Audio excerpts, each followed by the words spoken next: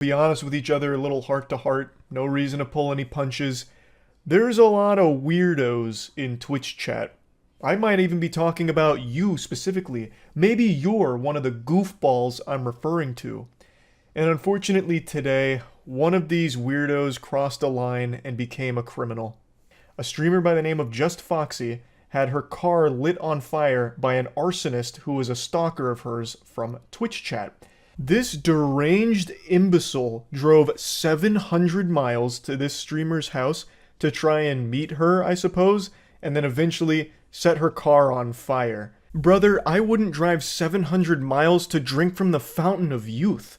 This is crazy shit. This is unhinged behavior, obviously.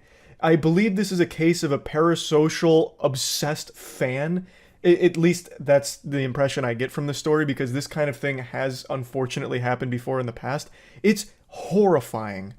I watched him put a brick on my car, on the hood, and some pot. And he lit something sticking out of it and walked away casually, like he didn't do anything. The next clip after that was the front end of my car engulfed in flames.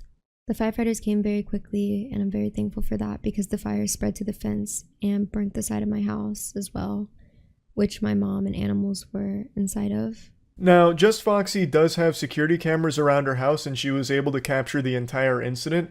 So this was a big say cheese moment, because she caught this guy in 4K for the criminal Cringe compilation, and according to her, he was also arrested. But she hasn't posted anything about the individual or the arrest yet, because clearly it's an ongoing and very sensitive case.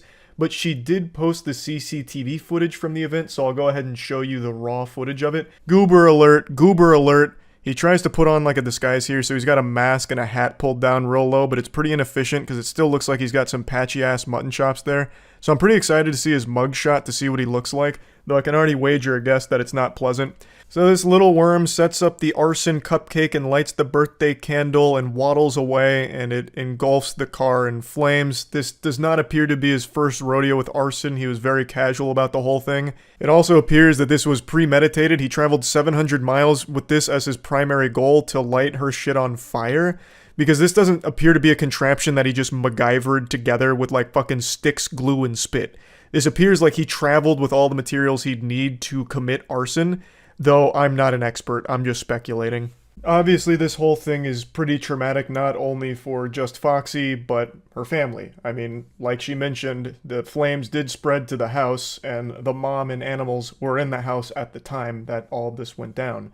So, just a really scary situation overall. I just never thought that when I started streaming back in 2015 that something like this would ever happen to me.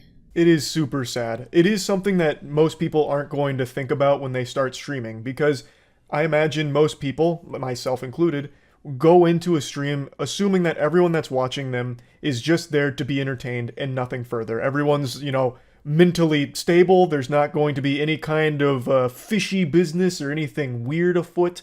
But unfortunately, it's just becoming more and more common for viewers to form this parasocial relationship with the content and the creators that they enjoy watching.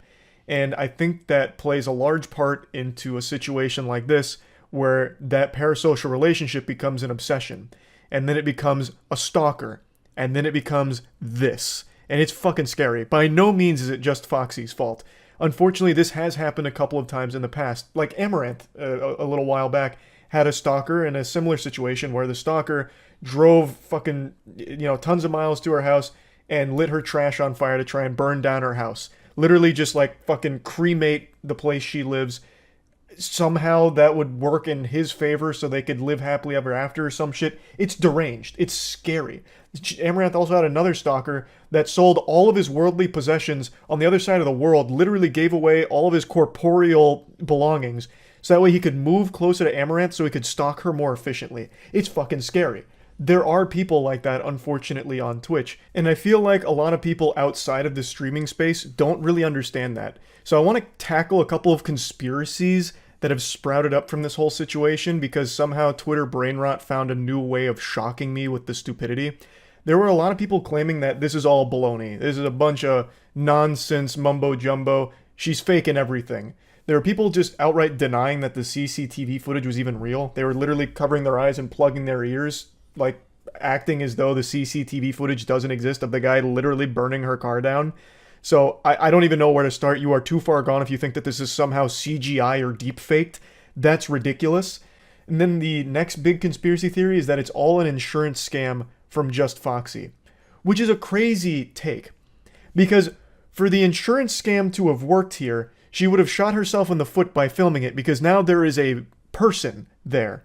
There is a person in the footage, and that person has been arrested, according to Just Foxy. And if this was all an insurance scam, that guy would squeal. He would absolutely be like, she paid me to do it, this is all just an insurance scam. Like, everything would crumble. It would be a terrible insurance scam idea to film your own insurance scam, which is why insurance scammers usually don't want the video evidence. Like, that's usually what unwinds and untangles a scam like that. So that would be a crazy plot twist if somehow this was all an insurance scam, because there would be so many things wrong with that theory. And then the other thing I keep seeing from people, which absolutely shows me the majority of the internet is actually 9 years old now, is them saying, like, why does she care? She's got insurance. She'll just get the car right back, or, things like that. What do you mean? Does insurance also cover the trauma of having a complete stranger go and set your shit on fire in the middle of the night and nearly kill your mom and dog as well? Like, what are you talking about? Even if insurance does cover the cost of the car, that doesn't take away the entire situation. That doesn't just erase the memories like a neuralizer from Men in Black. Like, that doesn't solve the situation. What the fuck? Like, you'd probably cry if somebody, like, came over and took a fucking Cheeto out of your bag of Cheetos that you're eating right now. Like, it doesn't make any sense to try and write off this whole situation. Like, who cares? Insurance is there for a reason. It's so fucking stupid. People are so desperate for everything to be an argument, or so desperate to feel special and intelligent, like I'm the only galaxy brain that was big enough to piece together the real puzzle behind the scenes. This is not a clear-cut case of arson like everyone seems to think. It goes much deeper than that. And then vomiting out the dumbest fucking ideas ever. It's just infuriating because on the video she posted about it, the comment section is an absolute mess. Pyrocynical made a video about this just recently, and he pointed out a lot of the comments, so I went to check, and there's even more now. Like, the video is heavily disliked with her just sharing her experience with this very awful event that happened to her, and there's so many people just saying she deserved it for being on Twitch, or it's all just a lie, it's ridiculous, you won't fool me. It's so fucking dumb. There is no such thing as innocent until proven guilty here. I don't think she's guilty of some kind of conspiratorial giant insurance scam. That would be nuts. All of it just is so ridiculous. I don't know how we got to this point where everyone wants to make everything a problem. Like, no, we can't agree that your car being set on fire and your house almost burning down is a bad thing. In fact, here's why it's a good thing and you deserved it. Like, what the fuck? Like, how terminally online and ill can you be to actually have that take? But yeah, horrible situation. I wanted to talk about it a little bit. This apparently happened like a week or so ago, and she just now released the information about it because she's been dealing with the aftermath of the situation. So I'm excited to see more details from the arrest because I really want to see the guy's mugshot. I'm very excited for that. And yeah, that's really about it. Terrible shit all around in the internet. The guy I'm about to show you would be the undeniable top tier triple S super smokin' style creep god. The individual you're about to see almost makes that guy that was sending pig carcasses to the coworker he loved seem sane.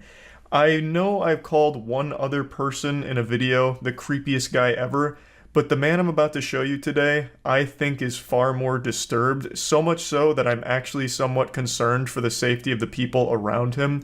I'm sure you've seen this video floating around right now because it's going viral, and for good reason. It is scary. The Cracker Barrel, and I was going to play a song for a woman that I kind of like, and I got there, and she saw me, and she immediately pulled away, and I wasn't forcing her to listen or anything, I just wanted to play the song for her. Give her her own choice if she wanted to be with me. Now, I'll quickly bring you up to speed on what's happening right now with the lore. So, the cops are there because the guy called them, I believe. So, he's a Kaioken times 10 weirdo. He called the cops because he wanted to report this girl's dad, a girl that he chased around while playing his music to try and win her love. And his music is downright horrifying. It sounds like 5 trash cans being violently slammed together while someone's getting murdered in an alleyway for the vocals. I have been so deep in this rabbit hole learning about this man. It's been like an episode of Mike Rowe's Dirty Jobs just gathering all this information. I'm gonna play you just a quick snippet from one of his tracks. Fire sprout to the moon, to the top and grow! Elements coming together now! Whoa! Feel the rap! The voice of an angel. I can't believe this plan didn't work. It's so romantic it sounds straight out of a Disney film. He also keeps saying he was giving her a choice to listen to his music and fall in love with him. Even though there's no choice here because he was stalking her and chasing her, playing this over his fucking boombox, I guess. But anyway, she was so frightened that she ended up calling her dad, and her dad got in contact with him and said some mean things to him. So the guy then called the cops on the dad, hoping to like get him arrested or file something against him. You know? Does she know you? Yeah, I worked with her there for like 5-6 months. Did y'all have a relationship? No, we were talking a little bit, but it never really got serious. Okay. But anyways, I pulled up there, and I was in the other parking lot, and I saw her get in her car, and I was like, oh shoot, it's my moment. So I pulled up there next to her, and she pulled away from me, and so I chased her a little bit, just because, I don't know, women are crazy. Like, I felt like she like wanted me to chase her. Do you not think chasing somebody's crazy? Well, it's just like, I only went like a couple blocks down the street. God, it's so sad that women can't appreciate a good, nice guy like this. Women are so weird. How can they not appreciate a complete psychopath chasing them around for a few blocks while blaring music that sounds like the soundtrack to a slaughterhouse? Just saying, don't you think chasing somebody's crazy when they obviously don't want to? Well, I had my song playing, and I wanted to like her to hear it maybe. Apparently she don't want to hear it, right? So what else happened? Let's get on with this. His complete lack of remorse and disconnection from reality is startling. Oh no, it's not weird, like I'm not weird. Why are you trying to say that I'm the crazy one for chasing her? I had my song playing. Oh, did I forget to mention that? My song was playing, so now everything's justified. Like, I wanted her to hear it so she'd have a choice to fall in love with me, obviously. Her father called me up, and he made some threats to me and to my life. Okay. And so I just want to have his name on file. What did he say to you? I think he said he's gonna stab me, like, but he's like cussing at me. He said that, or he did say that? He says I'm gonna do something to you. I swear I'd do something to you. For chasing his daughter? Yeah, but it wasn't chasing. It was like going down a couple streets. Like, that's like fun to women. Like, women like that. A little bit of excitement. No, they don't. Fucking unhinged logic. No, I wasn't chasing her. It was like minor stalking. You know, that's nothing. Women love to be stalked. Like, it's fun to them. It's exciting. God, what an absolute lunatic. So yeah, the dad calls, apparently made threats against him because I'm assuming his daughter called him in a panic, like, holy shit, this guy's coming after me, and I'm fucking horrified. So the dad is trying his best to, like, stop anything bad from happening, so I'm sure the dad in this, like, passionate moment's like, leave her the fuck alone, or I'm gonna do something about it, I'll give you a knuckle sandwich, why I oughta. I don't think there's anything wrong with that at all. To try and protect his daughter, keep her safe, doing what he can from a distance, like, get the fuck away from her, you creep. Women don't like to be chased. What about, like, If I was a porn? father, I'd probably tell you the same thing. What about, like, BDSM porn, where women like to have rape fantasies? Well, apparently this girl doesn't. Well, who knows? Most women do like having rape fantasies. It took us only about a minute for him to start mentioning rape after talking about stalking and, you know, downplaying how stalking's not a big deal. Immediately brings it to BDSM and rape fantasies. From fucking out of nowhere. Oh, you're gonna call me crazy for chasing her? Well, what about rape? You know, there's rape fantasies in porn, what about that, And then he has the gall, the chutzpah to say most women have a rape fantasy. It's blowing my mind here, this guy's thought process. Fucking crazy. I'm also 100% sure he's never had an actual conversation with a woman. When he mentioned at the beginning they were kind of talking, I imagine it's because they were coworkers, and she said, like, hi to him occasionally, or, like, while they were working, were like, hey, need to do this. And that, to him, was, like, meaningful interaction with a human female. This is, like, a scary individual. His brain immediately jumps to rape when confronted with his actions. Okay. Do you think she does? I don't know. But, Apparently she don't. well, So what do you want us to do? well, I just want you to get his name on file, just in case he does do anything Do to you me. know his name? I know his daughter's name. What do you know his name? I know her name. I don't know his name. He called me from a restricted phone number. Okay. Here's my suggestion. Leave her alone. A great suggestion from the officer here. Superb. Just get the fuck away from her. Leave her alone. Solves all the issues here. Case closed. Didn't even need Dr. Phil on this one to get to the bottom of it. The solution was obvious. Just get away from her. Well, this is one song I made, and this was the final chance I was going to have. Here's my chance. Here's my advice. It's over. Leave her alone. Okay. Fathers will hurt you over their daughters. Yeah, but that's the thing, is she needs to have her own free will, man. You don't understand. I'm a man myself, bro, and I have needs myself. She's choosing her free will by telling her daddy what happened to you, and I'm telling you, stay away from her because he will hurt you probably. She's being controlled by him. For some reason, he's so delusional, he keeps thinking that she doesn't have her own authority to make her own choices, yet keeps saying she needs her own free will. She had her own free will by running away from you. By, like, being scared of you, running away, and then telling her dad that is her making choices to try and protect herself from you. Because you are the threat. You're the fucking danger that's knocking on her door, and she is responding with her own free will of getting the fuck away from you as fast and efficiently as possible. It's just such a scary thought process because in his mind, he's totally justified in everything that happened here, and it's all normal to him. And the fact that she's not in love with him right now, not in his arms, in his bed, is because her dad is forcing her to make choices to split the two apart. It's not her making those choices because he's perfect. The guy with his music, his mixtape that sounds like 5 fucking squirrels being blown to pieces, he thinks his music's the best and he's the best man in the world, so there's no way she is choosing on her own free will to not be with him. That is a dangerous thought process. That's fine. That's her choice, right? Free choice, free will. I think she should go do porn. Okay, you need to leave. It's legal. You need to leave. Well, We're not doing anything. You need to leave. I'm having discussion on... I'm having a discussion telling you to leave. I actually appreciate how the officer handles this situation here. He's not giving this guy an inch. She is fighting him on every point he tries to make. Not that any of his points have any logical basis whatsoever or any sound reasoning, but I like that the officer's pushing back on everything, and he crosses a line when he says she should do porn. Where does that even come from?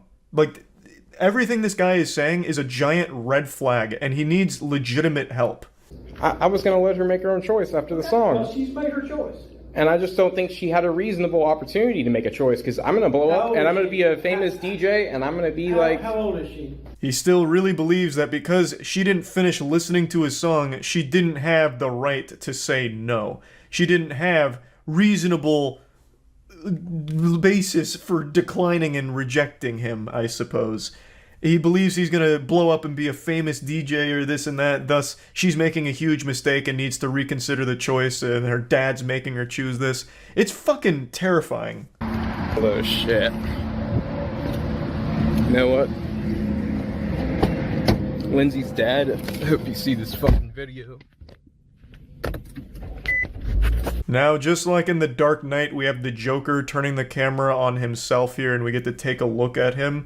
And he really still believes everything he's done is justified and that the girl and her dad are the villains here. You know what happens when women don't ever, you know, come to terms with themselves? The bad shit happens. I don't know. Something the cops want to deny. And this right here I think should be taken very seriously. This is not a mentally well person, and this comes across as an actual threat against the safety of both the girl and her father here. He's already shown that he has no problem stalking women, and I really think this needs to be looked at seriously to make sure that he's not in a position to do harm to anyone around him. It's just very concerning. Me trying to get her to be straight. Something is wrong about that.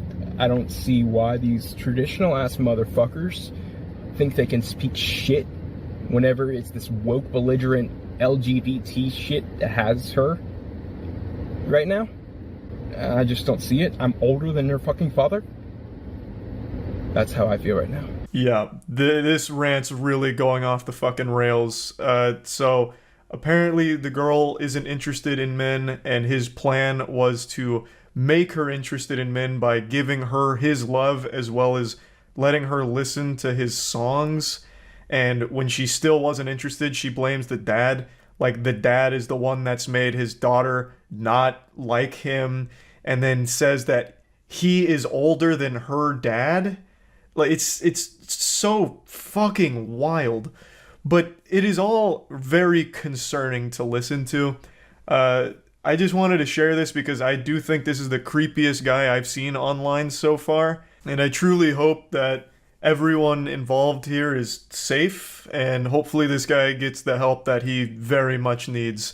I'm positioned directly under this light, and the shadows on my face make me seem like I'm sitting in an interrogation chamber from LA Noire. Looks like that scene from The Dark Knight when Batman keeps hitting the Joker's head on the table. I don't know what I'm going to do about that, but for now it's going to have to do. I'm just going to be looking a little odd here. Last year, I was talking about an ongoing situation with an obsessed Twitch viewer that ended up taking a 700-mile journey, like he was going down the Oregon Trail, fording rivers and battling dysentery, to arrive at a Twitch streamer's house he was obsessed with, her name is Just Foxy, to light her car on fire, and seemingly trying to light the entire house on fire because this was a blazing inferno. It was a big fire. Now, at the time, there was a lot of information still unknown. All we had was some of the surveillance camera footage, which I'll briefly show you. But I just learned 10 days ago, a YouTube channel called Midwest Safety posted the entire body cam of the situation as well as that Twitch chatter's arrest. On my car, on the hood, and some pot. And he lit something sticking out of it and walked away casually, like he didn't do anything. The next clip after that was the front end of my car engulfed in flames. The firefighters came very quickly, and I'm very thankful for that because the fire spread to the fence and burnt the side of my house as well. Now, at the time, we didn't know too much about the individual behind it, but now, a year later, I know more about this guy than I do some of my own cousins. So his name is Farhan Jami. He has been arrested, and we know his fate. Spoiler alert, it's a prison sentence. And we have the body cam footage where he is looking like a pathetic fucking goober. But before showing you the body cam footage, I'll go ahead and tell you what the motivation was, because I imagine a lot of you were able to piece it together, kind of sniff it out. He was one of Just Foxy's big donators. He had apparently donated a lot of money over a period of time, and then found out she had a boyfriend, and was so upset by that he flew out to her area, then drove to her house to set her car on fire as a way of getting revenge. The suspect, wearing a loose-fitting pair of lighter-colored sweatpants, latex gloves, a darker-colored shirt, a hat, and a mask, sets a box-shaped object on the vehicle. He then sets another object on top of it with a fuse-like wire sticking out of it. The suspect lights it with a lighter and walks away, which leads to the entire front end of the vehicle being engulfed in flames. Here's the director's cut of the arson, and you get a good look at him and the device that he made. Dude made a goddamn Fortnite gadget here for this fire. He made a certified whatchamahooza. It's like a fucking kids next door contraption for this fire. It's like a bucket and a fuse and a brick, and then he sets it on fire and it burns the whole car down and spreads a bit to the house. This officer, as well as many others in the area, both on foot and patrolling in their vehicles, all begin to look for any suspicious people in the vicinity. 10 minutes later, officers find a vehicle parked on the side of the road, only about 2 minutes away from the crime scene. What's going on? Not exactly a criminal super genius here, not the mastermind you'd read about from like a comic book. So the guy commits this crime, and then he drives 2 minutes away from the scene of the crime and takes a bit of a snooze, or at least pretends to sleep. You don't expect a lot of intelligence from some deranged lunatic like this, but you would expect someone that just committed a serious felony to at least have the wherewithal to drive further away. But instead, he just stays at the scene of the crime, basically, and just tries to catch some Z's. Maybe he was just so satisfied with himself that he just needed to pass out for some wet dreams. Like, I don't know what the thought process could have possibly been, but that's him. He was parked just 2 minutes away from this place in the same neighborhood. Hey, what's going on? Not much. Just wanted to rest up a little bit. I have a long drive. Why are you doing it out here? No reason. Hey, keep your hand up. Yeah, I'm just putting my seat up. Well, keep your hands up. Where do you live? I'm from New York. You're from New York? Yeah. Why are you doing out? What are you doing out here? Just came to visit a friend, really. Where's the friend live? Down in Cincinnati, but he's working, like, doing some construction over here. This guy's a smooth talker. He's got the silver tongue here. He's weaving some very intricate lies. I'm here visiting a friend. That's really kind of the best he's got for that. So why are you sleeping in a random neighborhood if you're here to visit a friend? It's just so good that he happens to be a fucking giant turbo idiot. Because he gets caught immediately. Thank heavens. He didn't get away with this crime at all. And this whole scenario with him only gets even more ridiculous. He is so fucking stupid, it is shocking. So why did you decide to just pull off in a neighborhood to sleep? I'm so confused. Because I drove 40 miles here, and I literally came like an hour ago, and I was like shot, and so I just needed to knock out. So you just pull off into a random neighborhood? Yeah, I mean, it was right off of the street, whatever it is. I really didn't know where to go. And I'm sorry if like they called the cops or something, because they probably thought I was, I don't know, doing something weird here. But I swear, like, I'm not doing anything crazy out of left field or anything like that. You mind if we search the car? No, please, go for it. He might actually be the worst liar ever. Playing Among Us with this guy must have been just the freest dubs of all time. He cannot spin a coherent story even slightly, and everything he says gets proven wrong within 10 minutes. It's the quickest speed run I've seen for someone's lies getting debunked in a body cam. The reason why I ask is because there was somebody who set a car on fire. Who set a car on fire? Yes. Like, what do you mean? Like, how do you set a car on fire? They set the car on fire. Like they lit the gas tank? Mm-hmm. That's crazy. Oh, jeez. Wow. Jiminy Christmas. What do you mean they set a car on fire? How do you even do that? Is that even possible? Can cars even be on fire? Like, what did he do? Like, set the gas on fire? The gas tank? Oh, goodness gracious. Ooh, wow, that's not good. Like, what, you telling me, like, maybe put, like, a box on the hood with a bucket on top and a fuse and then lit that on fire, which burned the whole car down? The car happened to belong to a Twitch streamer or something? Like something like that? That's crazy shit. Whew. Some people, am I right, officer? We gotta be careful. There's psychos out there. Fist bump. Like, this is not even a human way of reacting to something. He is an actual NPC. He's trying so hard to be, like, surprised by it that it gets into, like, fucking Neil Breen level acting. Like, this right here is something you'd see from Tommy Wiseau's The Room. Oh, geez, how's your sex life? It's so odd, and I feel like the officer immediately knew right then and there, like, yeah, this is the guy. Who would possibly respond to this information like that? I came because I landed at CVG, and I drove, it's like 40 miles, and I was already shot from the freaking flight. So where does your friend live? Somewhere like down there, but he works up here. But no, like something like that. I honestly just made the first right off that road, made the first right because I was like, yo, I need a place to just knock out for 30 minutes, and it ended up being a few hours. But yeah, I wasn't trying to hurt anybody here. This officer has now sent a picture from the surveillance footage that shows the suspect, so he can compare it to this man they're investigating. Yeah.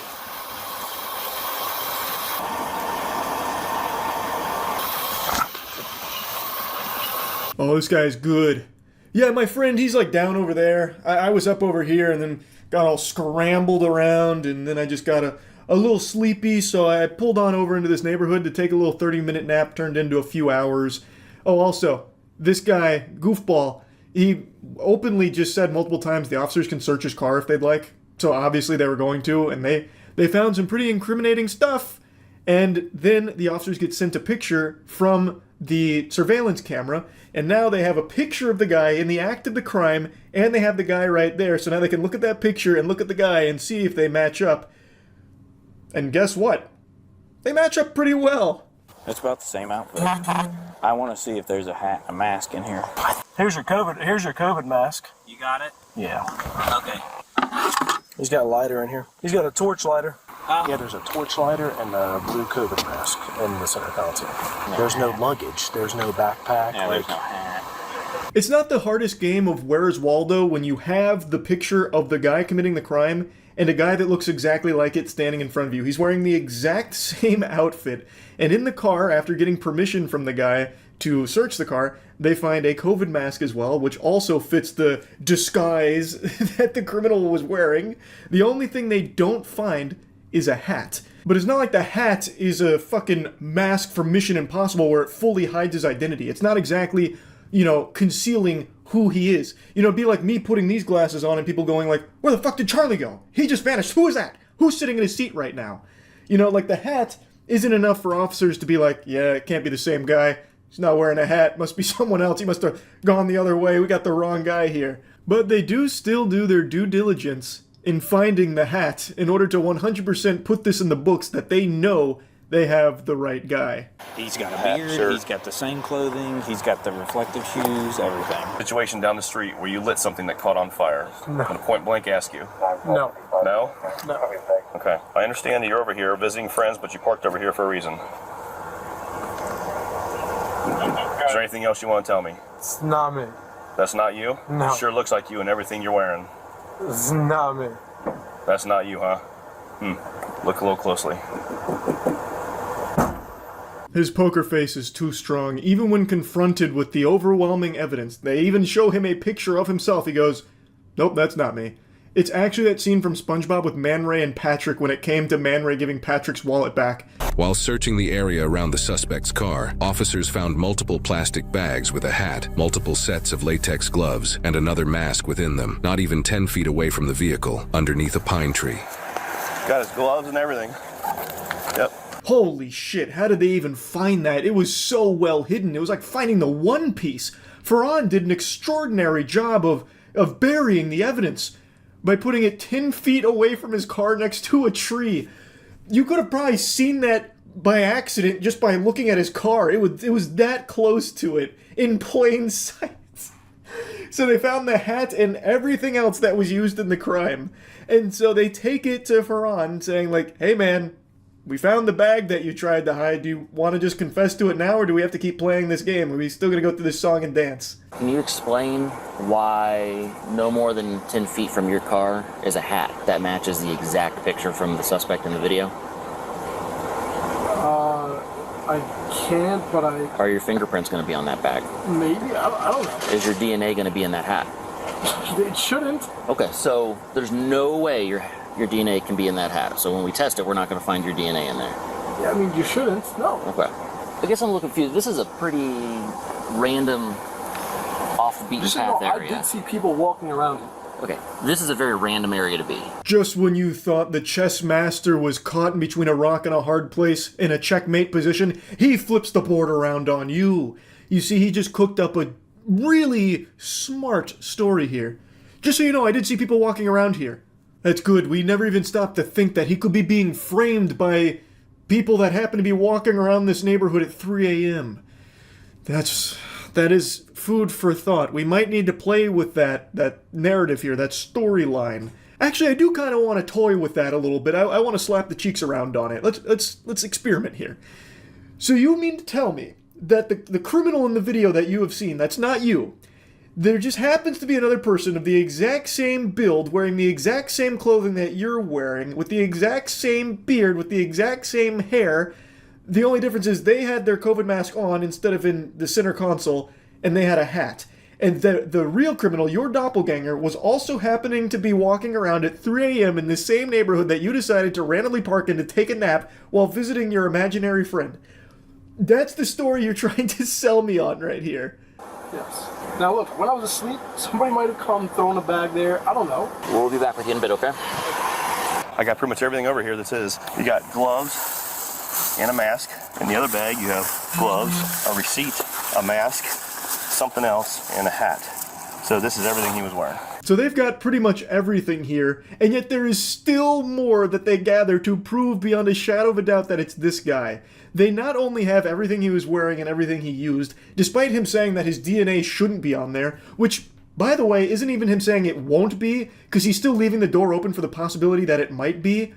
Like, what the fuck? How could it be there if it's not yours? Like, what happens? Your doppelganger came through, broke into your car while you were sleeping and took some of your hair or grabbed some of your spit while you were asleep and rubbed it all over the material, so that's how your DNA can show up there even though it's not yours? Like, what the fuck? He's not even saying that it won't be. He's saying that it shouldn't be. But I'm already getting off on another tangent for this fucking awful fanfic that he's weaving. But not only do they have all of the material that he was using, they then also have other surveillance camera footage from other houses that confirm he didn't get there at midnight like he claims. People who live in this area also have surveillance footage that caught the specific times that the suspect parked on the street. Officers discuss these specific times and relate them to the suspect's claim of being parked there since midnight. 221 is when it got lit. 227 is when they're saying they saw the video of him coming in here. So him being here since midnight is not correct. So you said you came out here around 12, around midnight? They got video of you pulling in here around 2:25. You've been lying to us from the start, man. So we're taking you back to the PD. I know the evidence is overwhelming, but I'm not the guy that did this. I don't know what to tell you. I'm just not the guy who gets my hands dirty, you know? Like, it's just not me. A convincing argument from Ferran here, but the evidence was too much. Every single piece of his story was proven wrong, all in the time span of like 20 minutes maybe. They not only got the accurate time for when he really did pull up, which was minutes after setting the car ablaze, but they also found all of the pieces of clothing and items used in the crime as well, and a picture of him at the crime. So, I think they've got the right guy, I'm pretty confident to say, and he was sentenced to 46 months in prison for this crime. So yeah, just wanted to give you a follow-up to all of it. Realized more text messages than the FBI. I have been glued to bad romance and flirting like a moth to a flame. I've been wandering the deepest, darkest pits of filth. It's like in Space Jam when Michael Jordan gets sucked into the golfing hole. I've been sucked into the asshole of the internet and all I see is cringe down here. But today there's a new ingredient being added to this concoction. The recipe had a chemical X. Crime. This got posted to Reddit earlier today and a lot of people sent it my way, and it actually reminded me of a real criminal case that happened back in 2022, and I actually found the case again through the comment section of this post because I couldn't quite recall all the particulars of it, but there is a lot of similarities shared between that criminal case in 2022 and these text messages that this individual is showcasing here. So it starts with this girl's coworker messaging her out of the blue saying, "Hey." He receives crickets, no response, silence. And you know what they say, if at first you don't succeed, try being weirder. So he comes back around within 3 hours saying, "Hello? Is this blank?" She says, "Who is this?" And he goes, It's me," with a smiley face. "I just wanted to text you and see how things were." "Oh, things are going alright, I suppose. Not to come off as rude, but how did you get my number, dude? I mean, I don't mind you texting me, but I've never gave it to you." And that's when he lifts up the curtain and breaks the magician's code, revealing his secret method. "I just grabbed it off the contact sheet in the office room. Hope that's alright."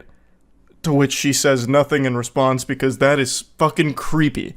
She never gave him her number. He just went out of his way to find it from their workplace. Yucky. But he comes back around saying, "How's it going?" And he just keeps going, throwing questions at the wind here, hoping to receive even the slightest semblance of life on the other side, not realizing that he has already scared her by snooping around tracking down her phone number without ever getting it from her directly. So it's already super creepy to do that. So he says, "How was your New Year's?" No response. 2 days later. "Sorry to keep texting, but what are you up to today? If you're free later, I'd love to go out." I will never understand that kind of shit right there. How can you be so deluded and lost in your own little fantasy land Narnia that you think there's even an iota of a chance that she agrees to go out with you when she has ignored your messages for 4 fucking days? Like, what is the thought process? Scratching at his chin. Maybe she's playing hard to get. Perhaps she's just been truly swamped and has been really wanting to reply to me, but just might be a bit shy and doesn't know how. I know. I'll go ahead and invite her out with me. That should make her a lot more comfortable. And he goes a bit deeper. I know you're probably busy, but I could pick you up too, so you wouldn't have to take the bus anywhere. If you wanted to go out, that is. Sorry to keep texting, but I don't want to be out too late, so I'd appreciate a response at some point, Smiley. I'm heading out to get coffee now, so if you want to join me, just let me know. Ma'am, you better hurry. The choo-choo train is leaving and Mr. Perfect is going with it.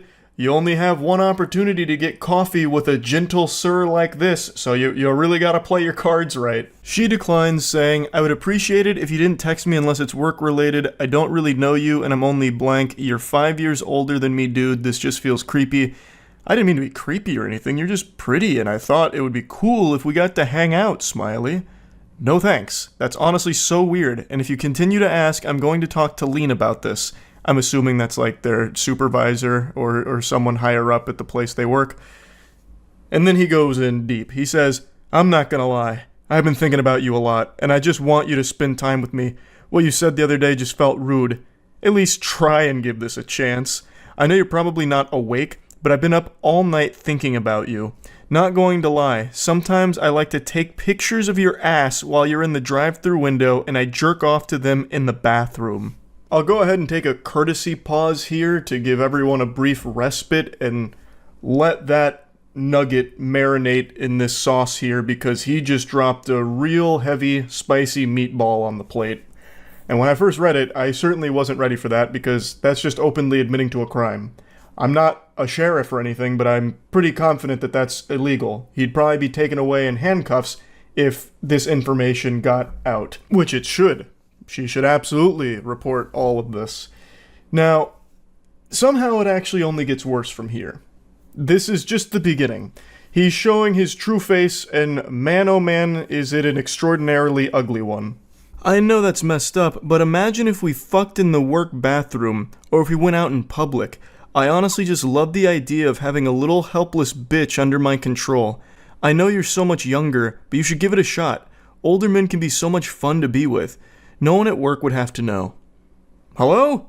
Sorry for calling, but I'm really lonely and you haven't replied to me at all. Since the text messages are going unanswered, I guess he's resorted to actually just calling her, which is also being ignored, obviously, because that's the safest thing you can do is ignore it.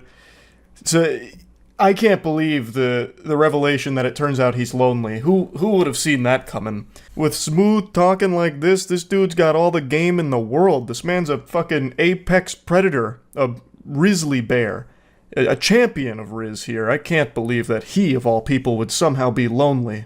What a curveball. He then tries to brush all that under the rug, trying to apologize for it. Sorry about last night. I got carried away. I know you're probably not even reading these, but I hope you have a good day, Smiley. I'll be thinking of you. I really don't see an issue. It's not like a romantic date or anything. It would just be getting coffee and food. And if you were in the mood, we could always go to my place to watch a movie. I know it sounds creepy, but why not just get out and enjoy the day together? What in the hell is even that? What are you talking about? It's not like a romantic thing or anything. You were just talking about fucking in the workplace bathroom. And then you were talking about having a helpless bitch under your control. What do you mean it's just coffee? You're already showing how extraordinarily creepy and perverse you are. What are you yapping about? He's blabbermouthing about a bunch of hooey. And that's when she finally does respond to all this and says, alright man, I'm probably going to report you to the police. You know damn well that I'm underage and you're texting me in the middle of the night like that. Fuck off. And then he drops her address and says, if you continue to ignore me, I'll just make it so you can't. If you tell anyone, I'll make this even worse for you. So it turns out she's underage, and he was well aware of that fact.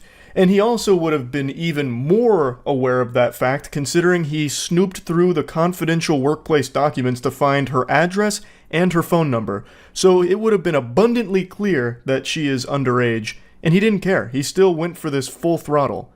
So he's also a pedophile on top of all of this. Now, he concludes their conversation by dropping her address to obviously try and scare her, letting her know that he knows where she lives and he can always pay her a visit. And a lot of people in the comments, and I think a lot of people in general, would assume that that's just supposed to be like some kind of scare tactic to get her to not say anything. Not necessarily that he's going over there right this instant to do something, but that is still a legitimate threat, and I imagine an actionable threat that the authorities can use. This is one of those situations that really shouldn't be taken lightly, and it seems like it isn't. It seems like she's taken the proper measures here, like contacting authorities or contacting workplace staff and all that, which is what she should be doing, because this is just legitimately dangerous. I mentioned at the start that it reminded me of a case from 2022 where a man killed his 17-year-old coworker because he had a huge crush on her, and since he couldn't have her, nobody could. Her name was Riley Whitelaw, and she was murdered at her place of work by this individual. He recently got sentenced in October of 2023 for the murder, and it is just horrifying. Now, Riley had previously made a complaint to the employment about how uncomfortable he made her with like the advances that he would make on her and all of that, and even asked to like have her schedule changed so they wouldn't have to work together. And despite all of that, they still worked together. The place of employment did not change her schedule around to get her away from him or anything like that. They continued to work together despite all of her complaints until it eventually culminated with him killing her. It's a tragic story. Fucking horrifying. And it reminds me of the text messages we just read right there, where a coworker becomes infatuated with someone and then eventually does something disgusting like that. So reading through these text messages, it is a concerning individual in a scary situation. And it's something I think about from time to time about how awful it must be to just be doing your job, doing nothing wrong at all, and then still ending up in a situation like this. This girl never made any advances toward this guy. She never even gave him her number or anything at all, and yet somehow he still became obsessed with her and then stalked her company documents to find her phone number and her address and all of that. It's just so awful. She's literally just doing her job and then gets put in a situation like this because of this absolute lunatic. So yeah, just wanted to talk about it a little bit. I think situations like these should always be taken seriously. Like if a coworker or anyone for that matter starts to get like a level of obsession with you that it becomes a bit palpable, that you can start to see it, it immediately needs to be something that you take very seriously because you never know where it could lead. And I think that is just always something that needs to be handled with real care. So just wanted to go over this a little bit. Dangerous combinations on the planet. Dynamite and a lighter. Opioids and alcohol, Charles White and a basketball.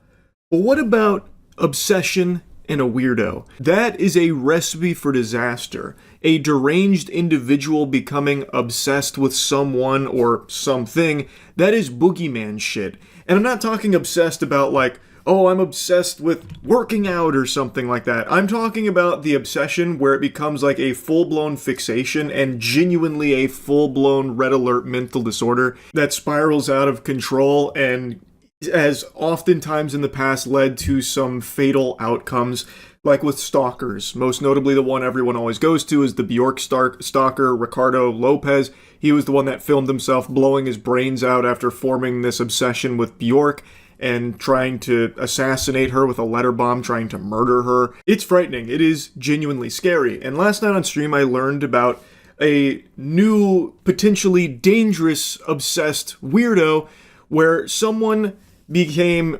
fixated on a child from Fairly Odd Parents, a character named Hazel. And this obsession has become so strong that now they are sending threatening emails to the voice actress that plays this character on the show.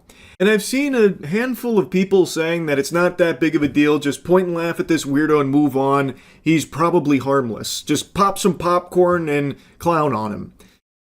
And I just think that that's not exactly the way of handling someone like this. This is someone that needs to be reported, like genuinely to authorities. This is someone that is like actually unhinged. This is a potential maniac, and I don't think it gets taken seriously enough when it comes to this kind of shit.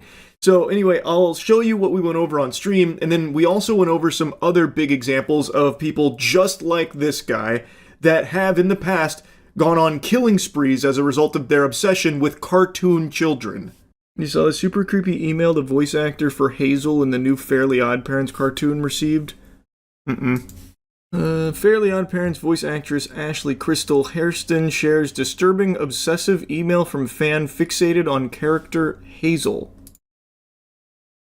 Ashley, the last time I sent you a message, you ignored me. I really did not appreciate being discarded like that, so I'll try to reach out to you again. You do not have to respond, but I implore you to at least listen to what I have to say. But if she doesn't respond, you feel discarded and get upset and then send another email. It's a lose-lose. You're not even really giving her permission. It's the illusion of choice. I'm going to assume you did not read the DM I sent you, but on the off chance you did, I apologize for using racial slurs. So I'd just like to reiterate that I am completely in love with Hazel. She is perfect in every way. To say I'm in love with her is honestly an understatement. She is the love of my life. The universe itself has told me that Hazel is my soulmate, and who are you to go against God? This immediately has the DNA of that guy who killed his sister over his love of Clementine from The Walking Dead. Anyone remember that guy? It was this Nicholas Prosper. It was his sister that he murdered, right? I'm pretty sure it was. This is some very, very, very disturbing shit. We talked about this on stream a while ago. But he became obsessed with Clementine from the game. A child, by the way. And I think it was he let his sister play the game, and he was watching, and then didn't like a decision that she had made. Why did you kill Larry in front of Clementine, that kind of thing, and then killed her? It was actually his whole family. He killed all of them. What? Oh my god, what? It's been a while since we went over it, but I thought it was only one person that he killed. It was his whole family? Yeah, you're right. The Prosper family murders. 18-year-old Nicholas Prosper murdered his mother, Juliana, his sister, and brother. And yep, all three had been killed by a double-barrel shotgun. He also intended to commit a school shooting. And so his father survived. On September 16, 2024, his father, Ray Prosper, shouted, "I still love you, son. It's not your fault, okay?" That's just heartbreaking to hear, man. I couldn't even imagine being a parent and having something like that, where your son is a fucking evil monster. It must be the most difficult thing in the world to come to terms with. And now your whole life, everyone that you've loved, your wife, your kids are dead because of your son. That's just an entire brain breaker. Prosper shared a pre-recorded video where he referred to The Walking Dead online at 6:22 a.m. and disposed of 2 mobile phones, believing this would protect a group of pedophiles he talked to on Twitter. At one point, Prosper abandoned the bag containing the shotgun and ammunition in a bush at a playing field. At 7:55, Prosper left his hiding spot, walked down Birmingham Road toward a passing police car, which he flagged down with a raised hand. Prosper believed that all schools in the area would be locked down, so his plan was foiled and decided to surrender. That's how they caught him. He was charged with 3 counts of murder. This video, like, he had a YouTube channel dedicated to his love of Clementine. Like, it was all documented. It's on Living. It's completely fucking crazy. Like, it's unbelievable. It's beyond disturbing.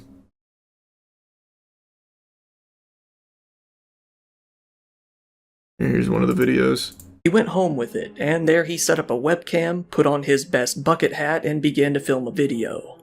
Right away in the video, he clearly states that, due to the decisions Giselle made in the game, he was planning on mutilating her face beyond recognition. On June 30th, my sister decided to make the only correct choices in episode 1 of season 1 of The Walking Dead games, and for that her face will be mutilated further than necessary. After mentioning his sister, he turns his attention to a video he saw on YouTube. This was gameplay footage of the Walking Dead game recorded by a channel called Living Echoes. It's just fucking horrifying, man. Sick, twisted, evil people out there. But point is, this is giving me that exact same energy. This feels like the exact same guy. This is dangerous. Genuinely is dangerous. Like, it is wacky to point and laugh at the freak, but this is a genuinely dangerous, unhinged person.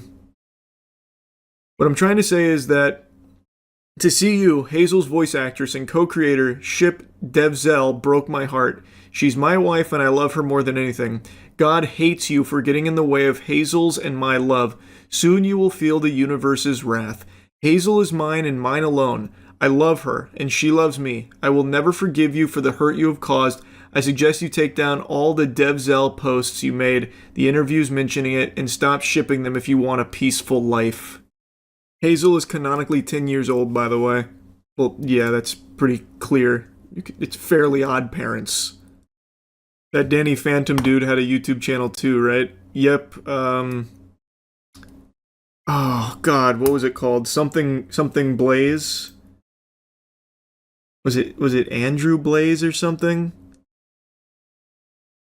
All about his obsession over the Amber.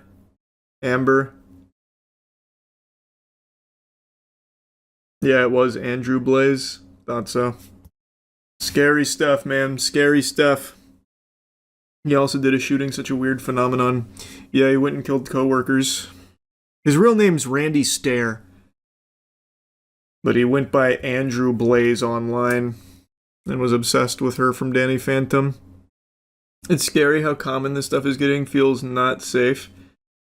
I wouldn't say that it's getting more common. It's just we see a lot of it now. But this kind of obsession has been around for as long as, as long as I can remember. Think about the Bjork Stalker, for instance. But if you're talking about like the phenomenon of people getting obsessed with fictional characters like in cartoons and shit, I guess that's a little newer since cartoons are a little bit newer. But those kind of people have always existed. It's fucking scary. And they seem to always get obsessed with children characters in the cartoon. Clement assume that this is clickbait or exaggeratory, but it's not. You may not believe me yet. Wait until I show you the evidence, the proof. This is the most unhinged individual we've looked at yet. He's equal parts frightening and fascinating, tiptoeing on the fine line between intrigue and how are they not locked in Arkham Asylum. It's a mystery here. He's like the product of a science experiment gone wrong, like if Professor Utonium added chemical cringe to the concoction instead of chemical X and then created this weirdo. Since I've been down this rabbit hole, this bender of consuming awful romantic texts and bad dating stories and bad dating videos and all of that, this guy is now at the top of the tier list for the weirdest. Like all great fairy tales, it begins over Facebook memes. So he says, "Did you block me on Facebook?" To which she responds, "Nah, my profile got deleted, maybe. I don't know. Lol. Long story." Then he goes, "You don't have to lie." I can just feel the sadness emanating from that line there. I can imagine him looking down and kicking his feet in some sand. And she goes, "I'm not. You could ask pretty much anyone. The profile is gone." To which he responds, "I'm not going to waste my time finding out you're lying to me. So now you're going to ignore me." This is, I'm assuming, a lot of time passing between those two texts. And by a lot of time, I mean probably like 5 minutes because this guy's fucking delusional. So he double texts her like, "Oh, so now you're ignoring me? Now that I've called you out on lying about this?" She responds by saying, "It's not like that, it's just I don't like being called a liar." He then claims, "I didn't call you a liar, I just wanted to know what was going on." And then she says, "I told you and you said I lied, dude." I don't even know why he's trying to pretend that he didn't call her a liar. He can literally look 2 text messages back and see that he point blank blatantly does call her a liar, basically. He's already off his gourd right now. He's fuming because this account that he follows posts memes that he likes and now he doesn't get access to those memes and he's throwing a temper tantrum. But really at the end of the day, it's not so much the memes. He wanted to try and shoot his shot here with the individual who runs the account. He then tries a new angle by going for pity. He's like, "Oh, I'm sorry. Just been going through shit. That sucks about your Facebook." And then he's able to almost cobble together a normal human interaction here. She goes, "Shit happens, it's cool. Just been in my head and your memes brighten my day. I got weird because I didn't do anything wrong for you to block me like that. My memes actually got me banned." This reminds me of like the potion seller video on YouTube a while back. "You can't handle my strongest potions, traveler." But in this case, it's memes for Facebook. And he just goes, for real? That's crazy. You post them all the time, though. It must be something fucked up, haha. Well, if you made another Facebook, you better add me first. I'll be waiting, JK. To which she just tries to close it out by saying, lol, yeah. Next chapter in this cringe anime is him trying to pull out the Riz here, trying to showcase his game. So what are you doing, dork? Haha, causing more trouble for Zuck? He's going for like the playful insults kind of thing, like, oh, you dork, you fucking dweeb geek, what are you up to, huh? And she just goes, nothing, just hanging out. That's so cool! I love that with the exclamation point. He's like, whoa, badass! I bet you're kicking ass in Animal Crossing, huh? Is it that fun? It looks too much for kids. It must be since you keep ghosting me. Do you play any real games? To which she's baffled, saying, how is that not a real game? So again, a certain amount of time elapses between his first message with the, that's so cool, NPC dialogue, and then him going, oh, it must be so good you're ghosting me. So this guy's flipping emotions back and forth rapidly. His brain is all over the place. His fucking noodle is scrambled. And then he tries to, like, make an argument out of this, successfully making an argument out of this, by the way, by calling Animal Crossing not a real game. So he tries to get like this sort of elitism about him when it comes to gaming. So I'm assuming he came straight from Reddit and was just ready to get argumentative about like what a real game is, and Animal Crossing doesn't fit the criteria. Yo, you serious? Laughing emoji. It's dumbass animals or some shit being your friends. No real gaming, you know that. Oh, it hurts me to even just read that. And then she goes, well, what's a real game then? You don't have to get an attitude, I'm just making fun, dork. Oh, why are you getting offended? I'm just insulting what you're playing. Like, what are you getting all bent out of shape over? Oh, come on, calm down. What, are you on your period or something? Well, why don't you ask one of your dumbass animal friends to help you with it or something? Like, dork? Oh, it's so painful reading this guy's text, and it only gets worse. It gets even more outrageous. But he's so aggressive with everything. It's like he treats a text conversation like it's an active war zone. Rocket League is a way better game than that, but I guess that's not cute enough for you. Yeah, not enough sunshine and rainbows for you girly girls. This is a real man's Battlefield. And speaking of Battlefield, game like Battlefield, Cyberpunk, Far Cry, shit, Madden, that's a sport. And men like me play sports. I could help you play them. What a generous offer from this guy. Wow, tell me you're a basic white guy without telling me you're a basic white guy. You got jokes. Double laughing crying emoji. All that is casual shit. Pick up a real game, get on my level. I really appreciate that now she's just making fun of him directly to his face. I have no doubt she was laughing while writing all this shit just to string him along and continue to watch him embarrass himself like the clown he is. What the fuck are you talking about? I'm playing around, dork! Every game I play is so much more hardcore than what you just said. Witcher, Shin Megami Tensei, fucking Fable even. And that was the straw that broke the camel's back. She started to insult his gaming choice, insinuating he's not playing real games and she's more hardcore. And he does not take kindly to that. Now he gets exceptionally whiny. Why are you being such a bitch? I'm literally trying to have a convo, that's it. And oh brother, it's the worst conversation ever attempted. I feel like I should have blocked you even if I did have Facebook. You're insulting my game choices. Which is all he's been doing is just insulting what she plays. I don't know why he thinks it's just some like normal conversation. And he keeps calling her a dork like it's straight out of Ed, Edd n Eddy or something. I don't know what he was expecting. Because they're weak AF and you're being a cunt over nothing. Whatever. She really hasn't even been even close to mean. Not an iota of malice from her here. All she did was like defend her game choices and then joke about what he's playing being casual. Which it is. Fucking Rocket League, Madden, Battlefield. Like, what are you talking about? It's not like you're some kind of hardcore gamer playing some niche shit. You're playing the most mainstream games ever. Like, it's so silly.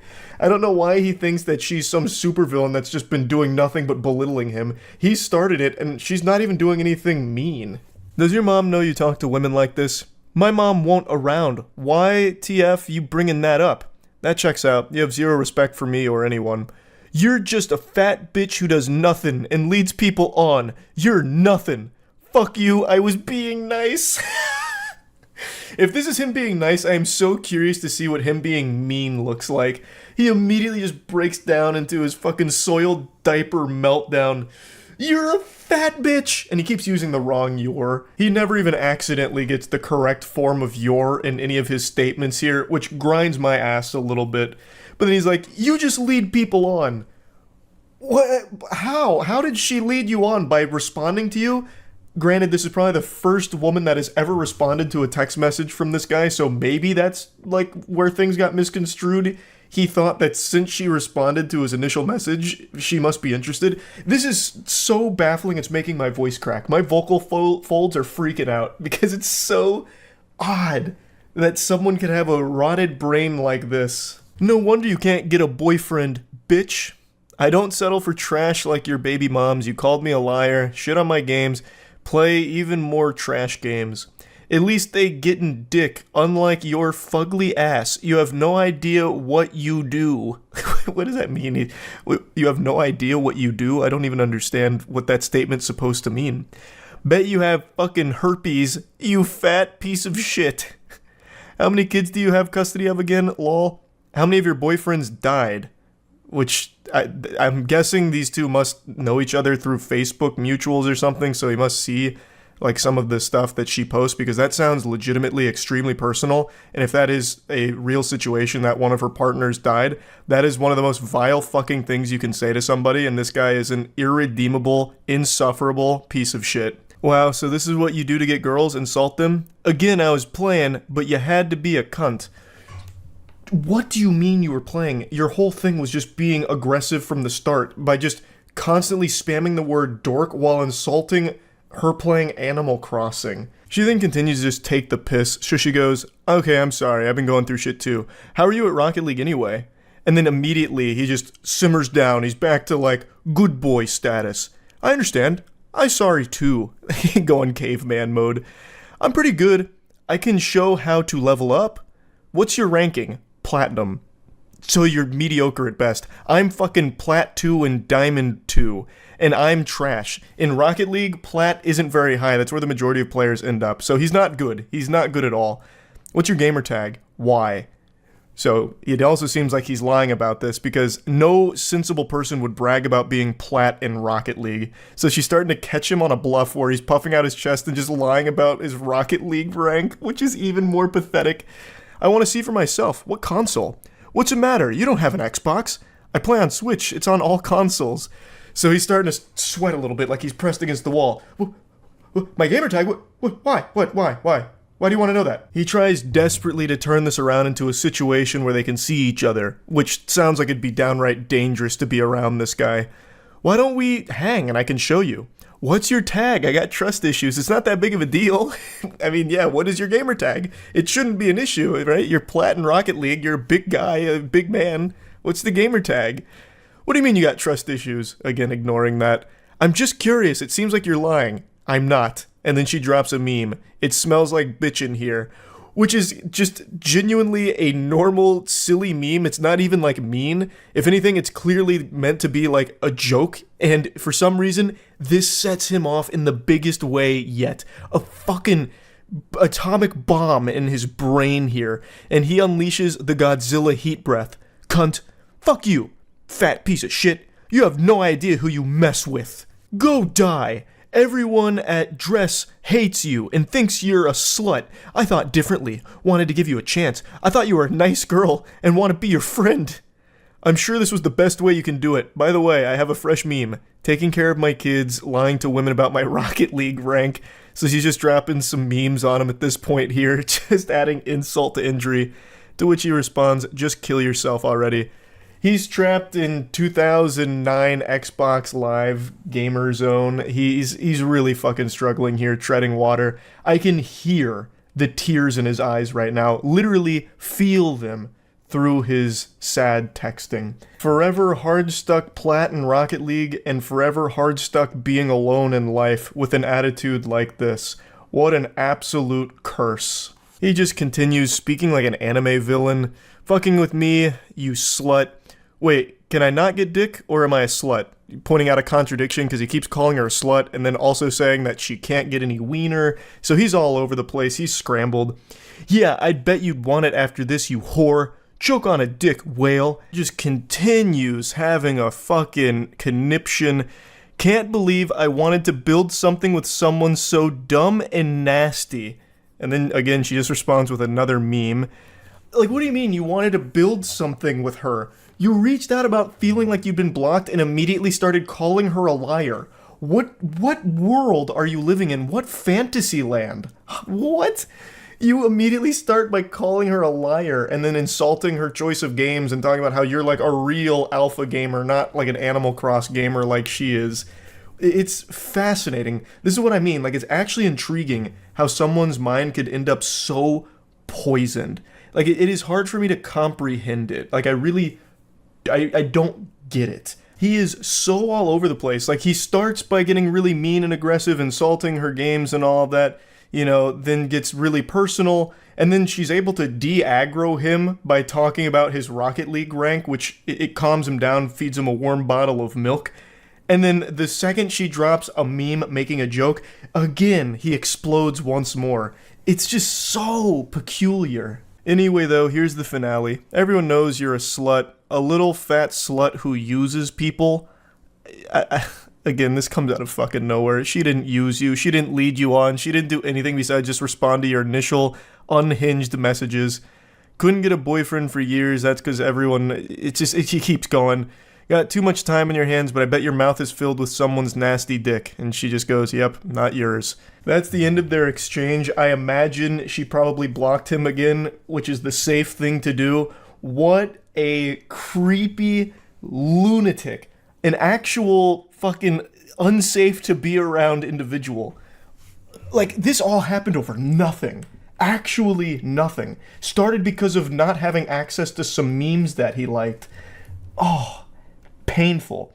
I had to share this one.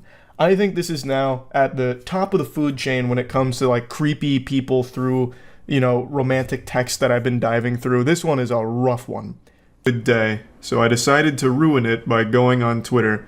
It's part of my daily routine to check in on Twitter just to make myself mad, as every sane person does, no doubt. And today was nothing special, just endless piles of trash. But while dumpster diving, I found something pretty interesting and alarming. It's a series of posts from a popular streamer named Amaranth. She's massive on Twitch. I'm sure she needs no introduction. I'm positive you all are familiar with her work. She basically invented hot tubs. And on her personal account, she made a series of tweets talking about her stalker. And this shit is fucking scary. It reads like something right out of a Stephen King novel. So I wanted to go over the tweets with all of you, as well as talk about the bigger problem of stalkers on Twitch. Because it's not exclusive to just Amaranth. I think Amaranth has had the most stalkers. She's had like 1,000 stalkers at this point, I think. She's had like an entire fucking football squad worth of stalkers, and that includes third string and bench players. She could fill up an entire Comic-Con convention center with just her stalkers. It's absolutely terrible, and again, it's not just Amaranth. Tons of streamers have talked about their personal experiences with the problem, and one that's always stuck out to me is a really frightening one. I won't name the streamer's name, but there's a streamer on Twitch who has had a problem with a member of her community for almost 4 years now, I believe. And this guy has flown down to her city, uninvited, unannounced, to try and track her down and find her. And while doing that, even broke into another streamer's house while they were streaming, went on their stream and tried to use them to reach out to that streamer on their behalf to track her down for them. Absolute fucking lunacy. And they have also, the stalker has also written a manifesto that's over 400 pages long and still being updated to this day. An actual fucking Harry Potter's book worth of delusion and all about like dating the streamer and all kinds of wild shit in there. It's just straight up horrifying and downright sad. So now let's go through Amaranth's tweets today. This is her alt account. She says that her stalker traveled from Estonia, came to her city and camped out in a hotel with a line of sight to her P.O. box and spent over a month camping out daily at a Starbucks next to the P.O. box and streamed it the entire time. Typically to 0 viewers, but growing as he gained notoriety. and every time his account would be taken down, he would just make a new one. This is already so much to digest right here. 44 days and 33 minutes, according to Amaranth, and I'm guessing that's based on how long the stream was up for, based on VODs and all of that, so it was probably realistically a bit more than that, because I'm sure he was there longer off camera. So that is fucking terrifying. Not only was she being stalked, but he was doing it publicly to an audience. Mind-blowing. Camping out at a nearby Starbucks so that way he could be constantly monitoring the P.O. box hoping to catch her. Like Elmer Fudd trying to set a trap for Bugs Bunny. But that's just the beginning. She said that he'd change his name by just adding more numbers to it, and by his own admission went full scorched earth and sold everything. He sold his house, his car, all his possessions, his cat, and by his own admission again, in publicly posted vlogs, a manifesto. The only thing he brought with him was phone, clothes on his back, and a saxophone, as well as the saxophone case. And he would play the saxophone in some live streams and in public places, and it allowed him to carry around a giant instrument case, which Amaranth said made her nervous because you can put weapons in an instrument case, and I honestly think it's a pretty reasonable fear to have because it makes no sense that he sold everything else except for a fucking saxophone and its case, unless he was planning on becoming like a traveling saxophone performer, like just going around and playing Careless Whisper forever. It makes no sense why he sold everything except that saxophone in its case. Which I agree is very weird, but I think the most concerning thing here is the fact that he sold all of his shit before moving from Europe to be near Amaranth and try and track her down. The fact that he sold everything prior to doing all of this is that kind of behavior that people do right before doing something drastic, like something life ruining and changing. The fact that he'll just cut all ties to everything he's ever owned like that, the whole nothing left to lose mentality, is absolutely fucking terrifying. She goes on saying that she would make it very clear that she didn't want to meet him, didn't want to be anywhere near him, but he would respond by just saying, "Liar, liar, fiance," and would make dancing videos reminiscent of Buffalo Bill dancing scene and send them to her. And then she posts a picture of it. This whole situation is deeply disturbing, and the fact that he would send videos to her privately is just super fucked up as well. Literally just rubbing it in her face that he is stalking her, and there's nothing she can do about it because the law enforcement wasn't acting very efficiently here, clearly. And then the picture she posts is also super eerie. It looks like something straight out of the SCP wiki. Like, it looks like a goddamn cryptid captured on photograph. It's just an awful, awful situation. She also briefly mentioned that he adopted a feral cat, which wasn't really seen again on the streams, and then says that on Monday the 13th he streamed himself dressed up and carrying his musical instrument case and changed into formal attire and made the last mile journey to her house and cased the vicinity for 30 minutes, to which the cops declined to act.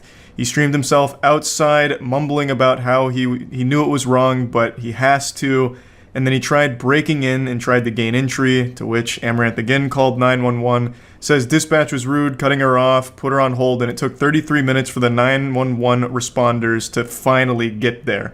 Amaranth did have armed personnel on standby at her residence, according to her, that would have acted if he successfully broke in, but luckily it didn't come down to that. Law enforcement did get there, he got arrested, got detained, and she says the embassy was contacted and he's currently not in Houston, and that's all she can share for now. Luckily this story has a somewhat happy ending. They got arrested and got kicked out of Houston, hopefully also put behind bars. But there's a lot more to talk about here that I'd like to get into, and that's the law enforcement's response to stalking. One thing that's remained consistent across every single story of a Twitch streamer sharing their personal experience with stalkers, the one thing that is a constant is that law enforcement doesn't do anything about it. In extremely rare cases, they'll allow them to get a restraining order, but even that's super uncommon, it seems. They just don't take it seriously. I understand, like, stalking and, like, trying to act on it as law enforcement is a pretty tough situation to be in because, it's not Minority Report where they can tell who's going to commit a crime before it happens or whatever. They're not Tom Cruise. And that's kind of the same thing here with stalking. They're trying to prevent a crime or an escalation without it having happened yet, so they don't have all of, like, the evidence to tell them, like, it's going to happen, so it makes it tough for them to actually act. But I really think in situations like this, they should be a lot more understanding and accepting of evidence. This guy streamed 44 days worth of continuous stalking and harassment, and it's all documented, all of it's shared, and yet they still didn't take it seriously until he showed up at the residence, and even when he was there actively trying to break in, they didn't show up for 33 minutes and didn't take it seriously. There needs to be some kind of new way of handling this kind of situation, or it's going to continue and get worse. Another streamer named Sweet Anita also had a similar problem with a stalker, except law enforcement was somehow even more inept here when it came to the situation. This stalker would publicly threaten her, send her threatening messages about how he's gonna kill her, gut her, use a knife and slit her open, and just like crazy, unhinged shit. And in real life, would actually sit outside of her house and follow her around and even tried to assault her. And still law enforcement didn't take it seriously for the longest fucking time. It's like law enforcement's hands are tied until they actually commit the crime and kill the person. But when there's this many red flags, why not act preventatively? Like, why not have a preventative measure in place? Like, okay, this guy's publicly making threats, sending these threats about how he's gonna kill her, and is actively sitting outside her fucking house. Maybe we should do something about this individual. So yeah, I just think there needs to be some kind of system in place to be a bit harder on stalking, where when there's this much evidence of like threats, and then like actually acting on some of the things they're saying in the real world, they need to take that more seriously and be harder on it. Like, if you actually show up, you're getting arrested. If you're within 5 miles of this person, you're getting arrested. Like I said, sometimes there's restraining orders, sometimes they trespass the individual, but even in those cases, it's pretty uncommon they even do that much. So I just think they need to be a little bit more intense on their stalking laws in order to prevent an actual tragedy from occurring. And it's happened before. There's plenty of cases where stalkers have been reported, law enforcement didn't act, and then the stalker ends up killing the victim. Most recently, I think it was last year, and I think this was in the UK, there was a teenager that reported a stalker 5 times and then even got fined 90 euros for wasting law enforcement's time, and then the stalker ended up killing them. A complete failure from the law enforcement there. And that's not an isolated case, it's happened before. I just think in general, there's more the law enforcement agencies can be doing to prevent something like that when it comes to stalking. And then another thing that I'd like to mention is why there seems to be so many stalkers on Twitch in particular. And I think that's because, and I've said this before, you're interacting directly with the streamer you're watching. So for mentally unwell individuals, they get this false sense that they're now friends, and in certain cases, lovers. So a lot of times you'll see these stalkers have the delusion that because they've donated to a streamer or they subbed to the streamer, they're now like romantically involved with each other. And that gives them some sense of entitlement. And when they realize that, you know, the streamer doesn't feel that way about them and doesn't even know they exist, they start to get mad, lash out, and then you see all of these fucking wild, crazy messages and these threats that they'll make and these meltdowns. And it's terrible. You hate to see it. It's absolutely terrible. But it's not like the streamer's fault or anything. That's entirely just because there's so many people on Twitch. Some of them are bound to be mentally unwell and take these parasocial relationships to an extreme level. Parasocial relationships are bad, no exceptions, but they're even worse when the person believes they have control over the streamer or possession of them because they've donated money. Now they're dating and all of this, and then they find out that the streamer is, you know, romantically involved with someone else. In the real world, they lose it, go wild, and then ends up in these crazy stalking situations or whatever. It's just a terrible situation that's only been getting worse as Twitch continues to grow. It's not really a problem with the solution though. There's not a whole lot Twitch can do to prevent that because they can't control the mental health of its users, right? And it's not the streamer's fault who are just streaming and then get someone that keeps donating to them and thinks that they're best friends or they're in love or something because of the money they've given. Like, there's not much you can really do there other than acknowledge, like, hey, look, I'm just a streamer. You know, I appreciate the support and the generosity, but this doesn't make us friends. You know, we're not in love. You know, I don't know you. Ludwig had a whole video called I'm Not Your Friend where he just says, like, parasocial relationships are bad. I appreciate that you come to the streams and are generous, but I'm not your friend. And that's really all you can do as a streamer, but that's not going to solve the problem either. There's still going to be those people that cross that line and think that, oh, we're best friends now because I watch them every day or I give them money, and then it ends up in these very awful scenarios and like even creates stalkers in some cases. It's just bad all around, and I don't know the solution to it, but I just wanted to at least highlight that it is a problem, but will hopefully stop being a problem in the near future. But yeah, anyway, I just wanted to talk about this whole subject by now that privacy's dead. I don't want to sound like a tinfoil hat wearing Alex Jones troglodyte or anything, but it's no secret that there's constant surveillance in the world. I still remember the day the news broke that confirmed the NSA is quite literally always watching, whether it's through inactive webcams or whatever. And you can see it pretty much daily. Like if you're having a conversation with your friends talking about lawnmowers, like, hey, my lawnmower just broke. I'm really upset. That lawnmower was passed down by my grandfather and his grandfather before him. I really am going to miss that bad boy, the Perkins Gobblemaster 5000. You know, I just missed that lawnmower. And then you happen to go on your phone, your ads are going to be lawnmowers. That shit happens all the time to me where I'm just talking about something and then the ads mimic what I was talking about without me ever having typed it in. It's shit like that where constantly there's signs that you're most likely being looked at in some capacity. I swear to God, this conversation has a purpose beyond me just seeming like I'm having a manic episode here of like gang stalking or something. I'm not saying that we're all just guinea pigs in a universal simulation or something by alien overlords. The reason I'm talking about this is because I watched a video where a big story just came out where some Airbnb hosts were hiding hidden cameras in their houses that they were renting out in order to spy on the guests having sex and changing, so they'd take videos and photos without their consent and without their knowledge. And I wanted to share the video and just talk about it a little bit. It's like a scene from a scary movie. But this really happened. This man on screen is setting up a hidden camera in his home. And not just one. This is the creepy voyeur, Christopher Rogers. Convicted of using these spy cams disguised as smoke detectors to secretly record his guests in their most intimate moments. I cut out this section where it showed some of the footage, but it was people either changing, getting naked, or taking a shower, something like that. He positioned multiple cameras across his house in order to capture these moments for his own sexual pleasure, and was recently arrested for it.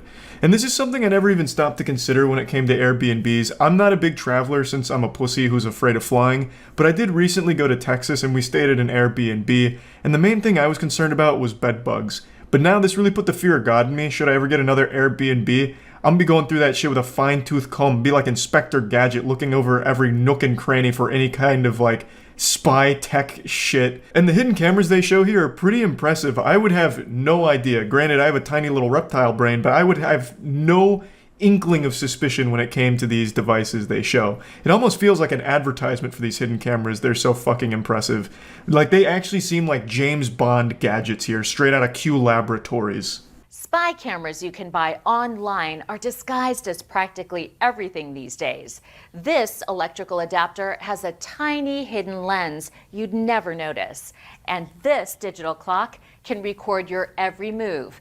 It can even transmit video live, allowing whoever's watching you to track your movements in real time. I gotta say, this feels like a little bit of Hollywood magic here. There's no way that digital alarm clock was live streaming that seamlessly with that high quality. I just don't fucking believe that. That'd be like a $50,000 camera or some shit. If you look at like courtroom footage from like court cam or something, they're transmitting in negative 240p at like 6 frames per minute.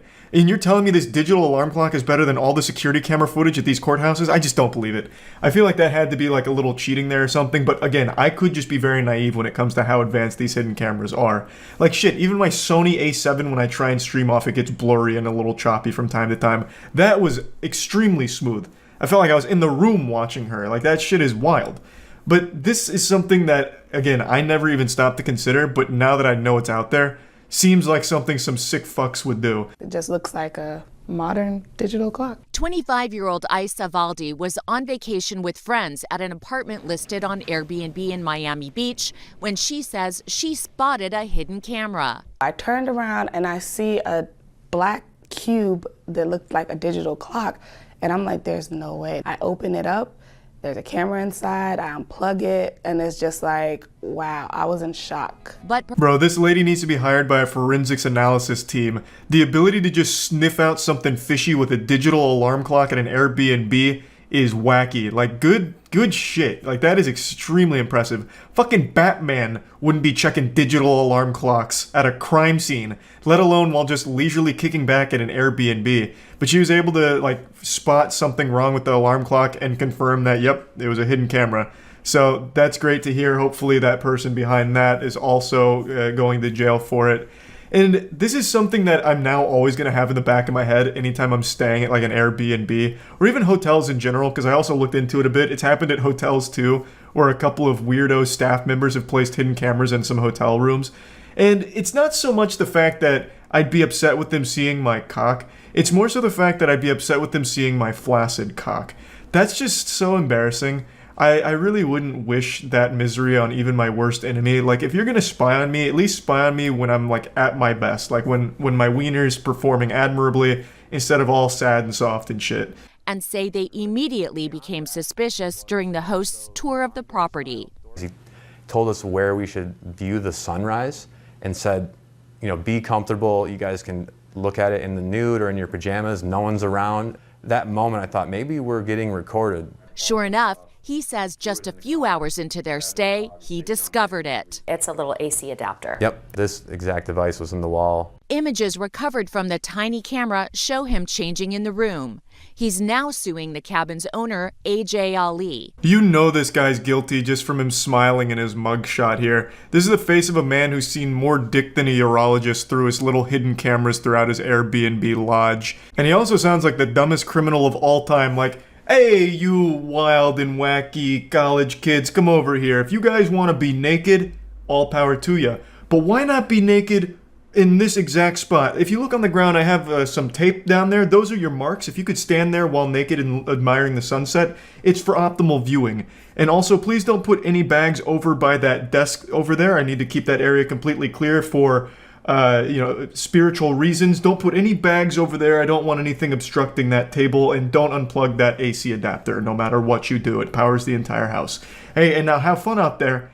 Like, he immediately just trips all kinds of red flags for this guy to eventually find where he's being spied on from, which has now led to this guy's arrest. And he's apparently been doing this for quite some time, considering they've recovered so many images from him. He was arrested and charged with invasive visual recording after police say a laptop revealed more than 2,000 images taken inside the rental home, which was also listed on other property sites. He's pleaded not guilty. This is a felony in the state of Texas. The evidence is overwhelming. Included in the images that we have on the computer are images of him setting up the camera in the room. And that was something I immediately thought of. Maybe I've been watching too much Better Call Saul, but I was trying to think of how he could possibly plead not guilty and get away with this, and the only conclusion I could draw was if they tried to blame it on one of the guests. Like, no, that hidden camera is not mine. It doesn't belong to me. It must have been one of my wild guests that came in there and just used my place as some kind of sexual hotspot without my knowledge. You know, just treat it like a boogeyman, like, oh, some kind of cryptid must have broken in. A burglar came in and installed these hidden cameras across my house. It wasn't me that did it. Because it would be kind of hard to prove that the actual Airbnb owner was the one who installed them, because, I mean, I guess it could have been someone else. But the fact that this guy's such a fucking idiot that he recorded himself setting up the cameras makes it a pretty open and shut case, I would imagine. And just like that first guy who recorded himself setting it up, too. We'd just like to talk to you if we could. He wasn't happy to see us. Were you secretly filming people, sir? He gets out of his truck and takes a swipe at my mic. No, thank you. Have a good day. Bye. See y'all later. Have a good day. He says all the accusations are false, calling them fake lawsuits just looking for money. When he revved up his truck engine, I really expected him to go full Dominic Toretto and just bust through his own gate and just storm up to his house and just hang out in there to avoid being interviewed. But yeah, to my surprise, he did get out of the car and try and slap the mic out of her hand. Didn't really offer too much of an explanation for his innocence or anything, but of course, you know, he didn't have his lawyer present, so it makes sense that he wouldn't give, like, the most intricate of defenses or anything. But yeah, anyway, I just wanted to talk about this since I just got back from traveling, and now this has given me a little more food for thought for the next time I travel. Just maybe I'll do a bit of a sweep through the area to see if there's any hidden... Stalkers are bad. Just deranged individuals, absolute sick weirdos. And I just learned about a new stalker I didn't know existed until Matt sent me this video where he went to court and immediately just proclaimed he's guilty as charged. It's Caitlin Clark's stalker. And this guy looks like he was biologically engineered to end up as a lunatic stalker. He looks exactly like what you imagine, like that caricature you make in your head, of an obsessed loser. Morning, Mr. Lewis. Guilty as No, sir. This is initial hearing. Oh. We are not. You have a right to remain silent, and I expect you to exercise that. Okay, this is just telling you what the charges are. You do not listen. I'll give you a chance to talk. Not your time. Throw me the bookie. Stop talking. Buddy really thought this was going to be like his Joker moment. I bet he thought that line went really hard. Or maybe he really does recognize that the world is a better place with him locked away, because he is begging the judge to just throw the book at him. Buddy stares right down the pipe on the camera, so I'm guessing he wanted to make like a famous moment for himself out of all of this. He looks like Charles Manson if he had a Funko Pop addiction. Charging documents lay out how prosecutors say a man, quote, terrorized, frightened, and intimidated one of the country's most popular athletes. Indiana Fever superstar Caitlin Clark. Michael Lewis faces a felony stalking charge after allegedly traveling to Indianapolis to be near her. Now, Mr. Looney Lewis was sending threatening and sexual messages to Caitlin Clark on Twitter, mainly. And the messages, well, at least some of them, are still there. Like, some of the tweets are still there. It's a ton. He very much was infatuated with her, obsessed, and even traveled to Indianapolis to be close to her. Very dangerous, unhinged shit. His most recent messages are kind of nonsensical gibberish, though I can make out the first one there, which is "you buyin'." Very much sounds like the Resident Evil 4 weapons merchant. But the one after that, "you be coffalogopus," okay? Don't know what the fuck that is. He must have just flopped his meat on the keyboard and just hit enter. That is actual nothingness.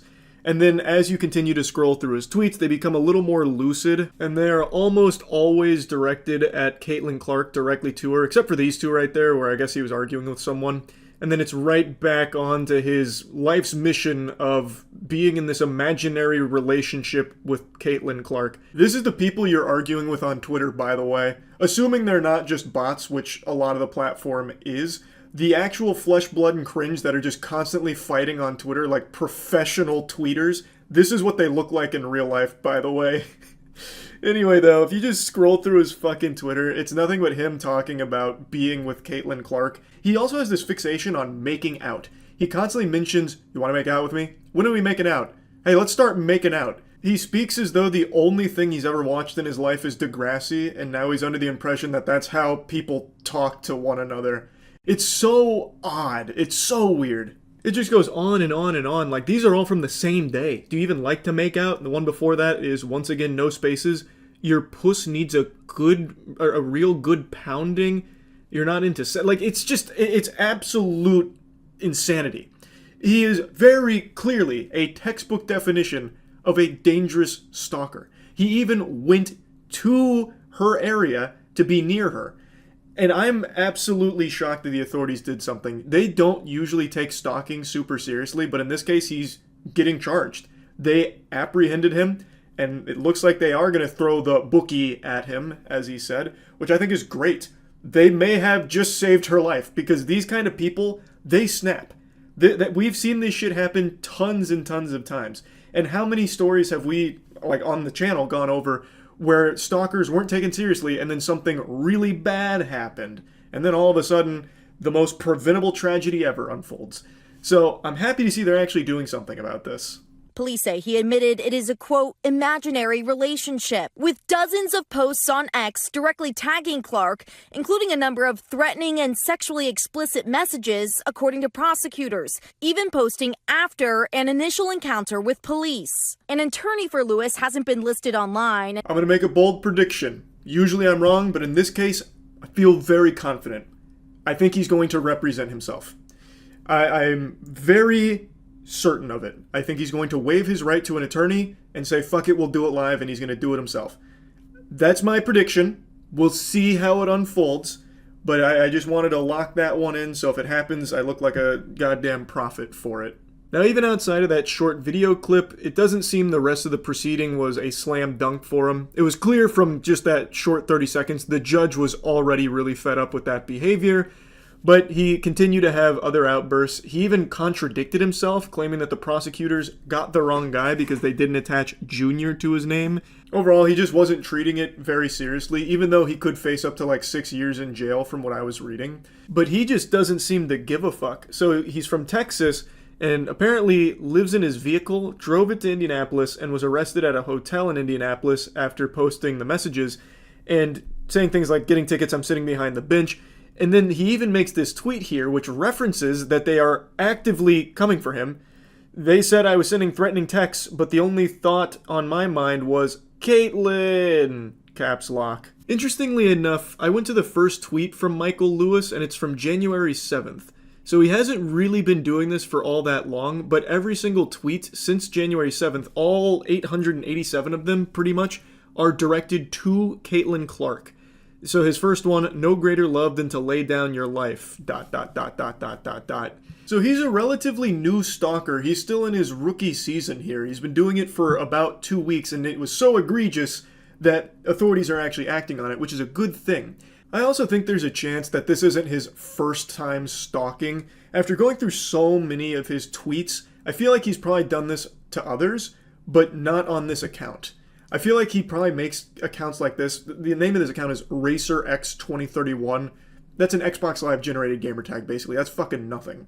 So I bet he probably makes specific accounts for the sole purpose of stalking individuals, and this one was for Caitlin Clark, his most recent obsession. But I just get the feeling he's definitely done this in the past, too. That's just a hunch, though. Either way, really good news that he has been taken in by authorities. Fucking weirdo stalker. Jidion arrest and body cam footage. Zoinks.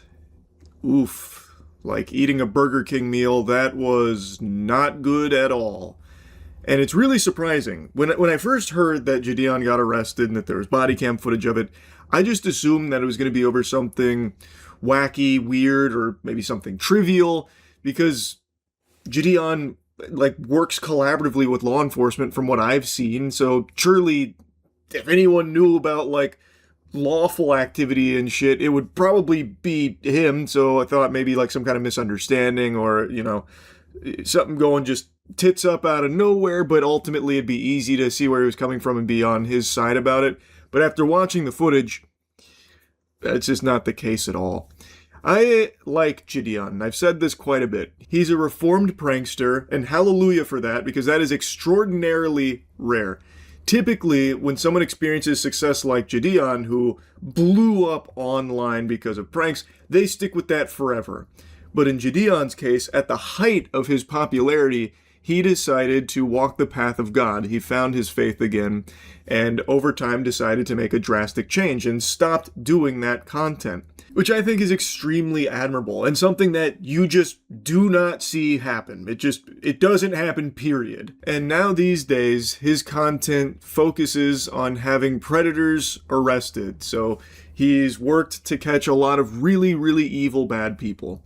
And the vigilante predator catching community is something that's blown up online over the years, obviously, and in a lot of cases it's handled extremely poorly, where the predators don't get arrested. They instead just get milked. The content creator latches on to their udders and starts fucking draining their balls of all the piss possible so they can monetize the shit out of it out the wazoo online, without any care for doing it properly and getting them arrested. So they continue to still be a danger to children around them. In Jidion's case, I really felt like, while yes, he is clearly making a lot of money off doing this, he is also handling it in a way where these predators do get arrested. So I know a lot of people criticize the reason behind it, are they actually doing it for justice and to try and protect anyone, or is it just for their own financial self-gain? Which is a perspective I can totally understand. That is a very valid thing to be bringing up.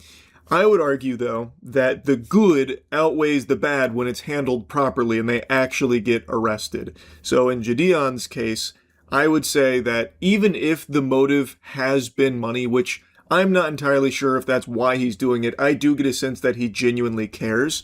The fact that many of the predators that he has investigated has led to actual jail time and arrest, taking them out of positions where they can continue to prey on children, is obviously a good thing to get them out of there. So, I do like Jidion. But, boy howdy, this arrest in body cam is a very bad look, unfortunately. And it's something that I do want to yap about now that I've become aware of it. Oh, they got him on Code Blue Cam. Famous YouTuber gets himself and all his crew arrested. Just how far people are willing to go to film content. I don't understand all this, dude. Something so stupid over some, like, YouTube views. Oh, whoa, YouTube view, that's worth more than gold, brother. You don't even look that old. What do you mean?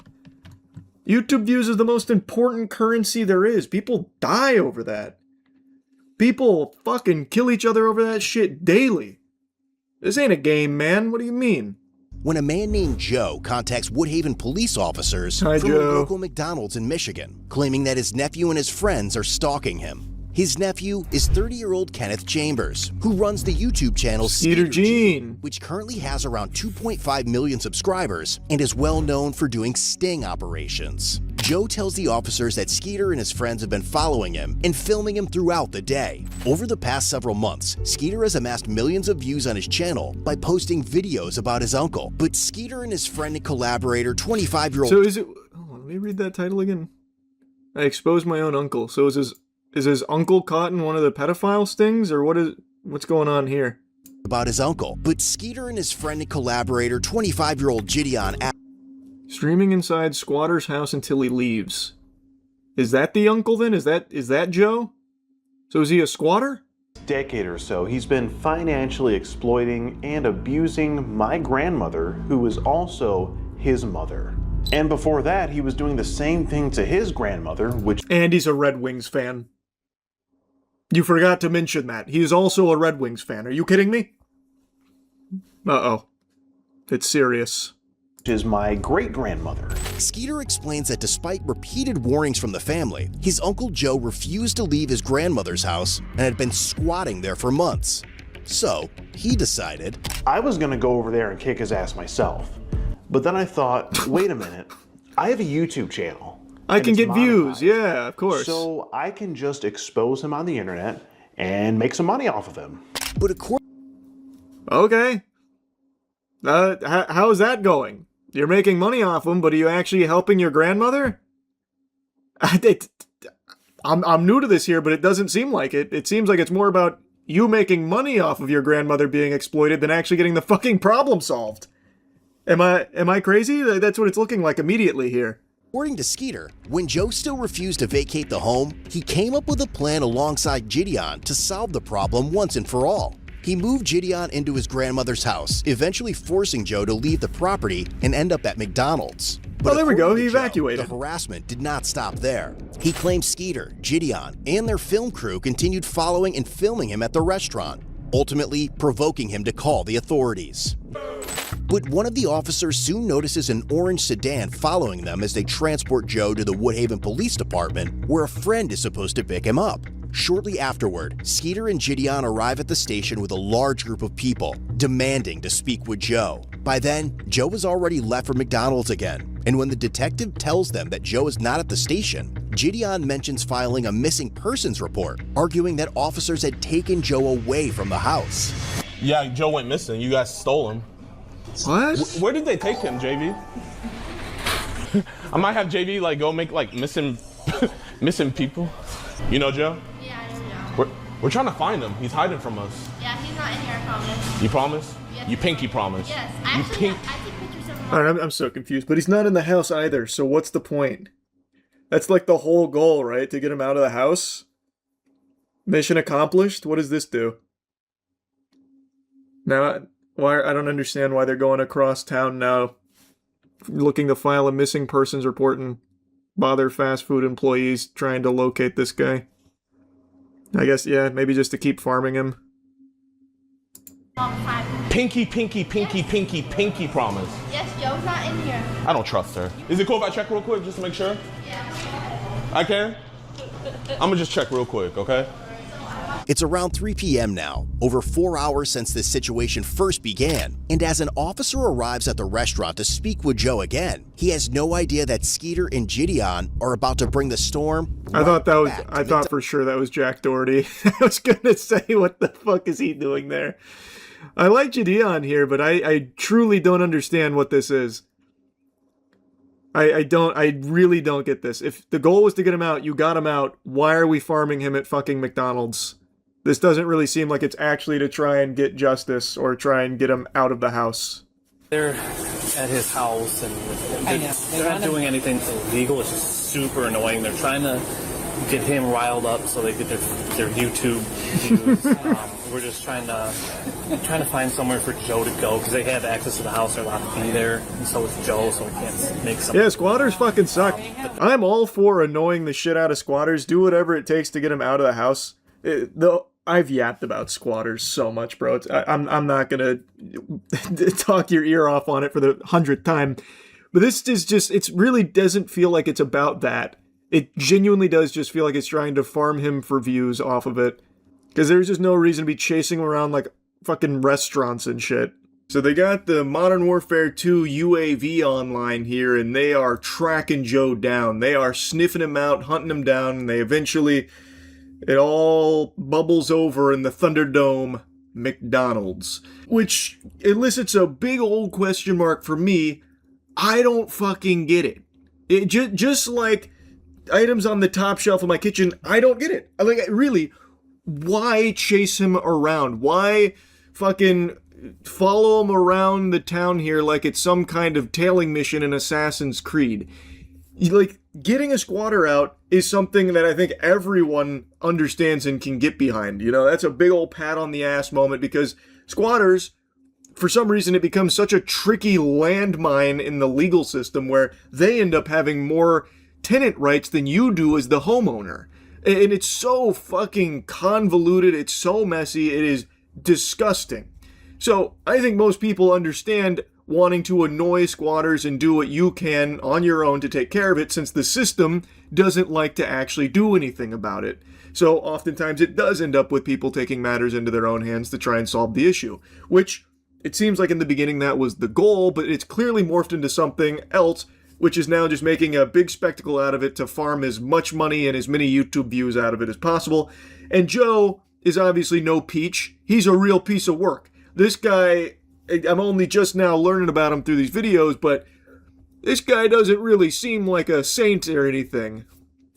But even still, like, they were in the wrong chasing him around to like fucking McDonald's and shit and trying to send like army of children in there to like bypass getting trespass. Like, everything that you could do wrong was done wrong here. Those shelters? None really close to here. But he said that his buddy was trying to find somewhere and trying to keep Joe out of the spotlight. So, yeah. Yep. He'll be out at their house. Yeah. So, thank you so much for the help. Good example. Yeah, the Asian Andy squatter. That's fucking iconic at this point. Yeah, the Asian Andy squatter. That, I think, is that honestly was handled like super well. Like, legitimately, that was handled really well. This is not so far. Appreciate it.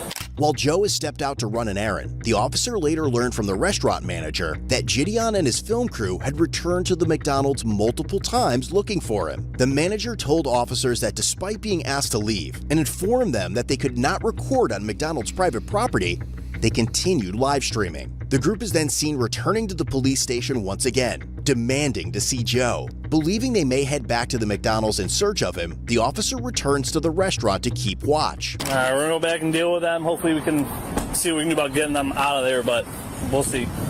And soon, a large group arrives back at McDonald's, but this time, the officers are ready. What's the problem? McDonald's doesn't want you guys on the property, so you guys gotta leave. Is he here? Doesn't matter where he's at. McDonald's does not want you on the property. You guys have to leave. You're gonna. Who's you guys? Can you be more specific? You. So they said them. These people? Him, yes. You guys cannot be on the property. Hey! Or they're gonna arrest you. Do you guys want some McDonald's? Y'all wanna go inside real quick? You're gonna be arrested for trespassing if you go in there. Bro, you don't have any, like no offense, officer, but like, do you genuinely have nothing better to do? Like, do you have anything better to do? Officer, you're actually like supposed to protect and serve. All right, get off the property. You guys are gonna be arrested for trespass. Okay, we'll leave the property, but like, I'm just trying to figure out, do you have anything better to do? Because this is like a... Yeah, they told you earlier that they don't want you guys on the property, so you guys gotta leave. Because you've been camping out there for like 20 minutes, wasting taxpayer dollars. I'm there for about 5. You guys need to leave. You guys are gonna be arrested for trespassing. It's crazy how you don't arrest a Yikes, squatter. man. That's crazy. Here, let's just stand on the sidewalk. But the warning has little... Yeah, if you want to make a statement about squatter and the squatter's rights being egregious, preach. Completely agree. This is just super not productive to that conversation. This is actually just not a good look so far. That's sad, man. Like I said, I like Jidion. I don't really understand what he thought he was doing here. Effect. Soon Jidion is seen standing on the sidewalk yelling, creating a disturbance, and stopping vehicles attempting to enter McDonald's to patronize the business. At the same time, officers noticed 2 members of the film crew attempting to enter the restaurant with their cameras, prompting them to make their move. Let's see if there's some McJoes in there. We gotta arrest Joe. Chat, man, is this what you want your tax dollars to go to? Jesus, this is Cops so fucking camping out cringe. at McDonald's to protect a squatter. He's in there? Really? Should we give them the camera? Yo, do me a favor, Be very careful. Just wear this as a backpack. You didn't trespass them, so shut the f up! Bro, you haven't been trespassed. Bro, what am I? Just walk inside. Just to get on my video? Yeah. Okay, all right. But make sure y'all stick together. Is that backpack like 30 grand? Oof. Yeah. Oof. They have not. The jumping up and down, hold on. emoting to the officers about actually, it. come back. Oh no. Bro, they're really protecting Joe.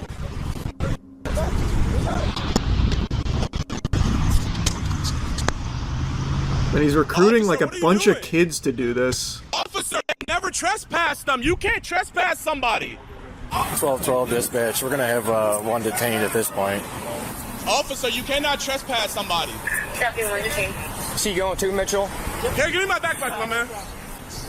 This is a violation. You cannot arrest somebody that never went inside and was never trespassed. Ma'am, they are arrested children that never went inside of a McDonald's. Call the DA and see how fast that gets dropped, you dumbasses. Okay. Call the DA and see how fast that gets dropped. Taking these 3? Watch. Call the DA and see how fast that gets dropped. He's yelling, so he's being disorderly. Yeah, everybody's looking. Well, we got each charge of it. This is absolutely... Where are you arrested for? Disorderly person. Out here yelling. Disorderly. You're under arrest for being disorderly. Freedom of speech. You can yell on the sidewalk. Sitting here causing the scene. On the sidewalk? Yep. So you can't yell? Officer. Jeepers.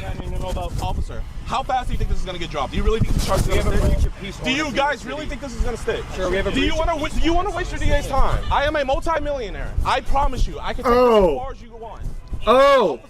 Officer, you will be in a deposition and you will be arrested. This is... Oh, that's minus 1,000 aura. No, man. What? Actually just dropped a "do you know who I am" type line. Uh-oh. Once I got to bringing this out in public, I got fucked. Like I said, I can't wrap my head around what he's even thinking. He's just like recruiting a bunch of kids to start going in there into the McDonald's to film. The workers don't want them in there. Even if Joe's in there, like, why can't you just respect that? Like, you're not doing anything to prevent Joe from squatting at this point. You are literally just stalking him and bothering all of the normal employees and people in the McDonald's for Jidion's views. And then he just dropped the "I'm a multi-millionaire" line. I don't know what went so wrong. Here, back here. No! Call Jake and have him get my lawyer! Call Jake and get my lawyer! Is this really the route you want to go, officer? Yep. Okay.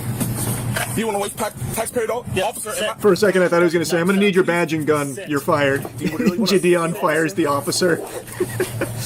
Put your foot in. I can't even fit in here. Get your foot in. Officer, I'm too big. Put your foot that way. Let's Officer, go. I can't. I'm not trying to be. Here, I'm not resisting, officer. I promise you. Let's go. It is literally my body autonomy. I cannot move. Can you just put my handcuffs in the front? No. And it'll make it so much easier. You have to turn your body. You have to turn and scoot that way. Have you guys consulted with the DA? We don't have a DA. You don't have a district attorney? No. You have a state attorney? There's no district attorneys down here. What about state attorney? Go. Put your feet in. Let's go. Wait, where are they? That didn't go well. That dialogue tree option got exhausted really fast. Officer, I'm telling you, I can't move. Harvey Dent. Yeah, let me get Harvey Dent on the horn. Bro, you pushing me is not going to do anything. Bro, officer, you're actually hurting me. Come on. Officer, I can't move. Yes, you can. Scoot okay, in can I step out and then slide in? Yeah, step out and slide in. Bro, made, bro. Set your butt in first. I sat inside. Yo, call Jake and get my lawyer. Hey, get him. So here's something else I don't understand. Skeeter Jean is not even here. So like this isn't even about the squatter anymore. What is going on? He went rogue. This is like a solo side quest. He is just not on camera. Oh, he is? He is still there? Okay. Some of them try to make sense of the situation. I haven't seen him in a single one of these clips. So we got 4? I got 4 right now. This is absurd, dude. Was he arresting him too? Oh, get out and get off the property now. Yes, sir. I was not a part of this. Then you better walk away quickly. Yes, sir. I was just in the car. I'll leave. Here, Dad, do you mind? Actually, never mind. I'll walk home. Now you're impeding traffic. Poundstown unit, can you light this black SUV up right here for us? Good, he's pulling up and stopping him for us.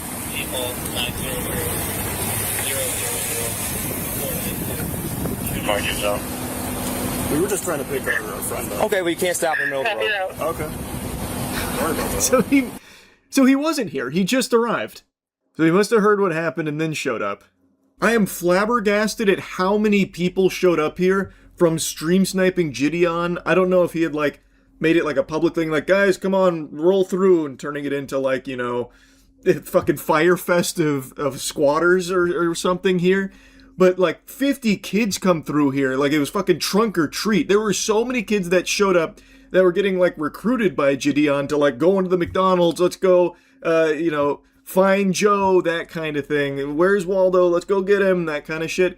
And it ends up being like an entire raid wipe. Like the entire raid just gets wiped here. The cops start like dispersing them. A few of them get arrested in addition to Jidion. So now they've got an issue on their hands for showing up and like buying into this and going along with it. It's just such a mess.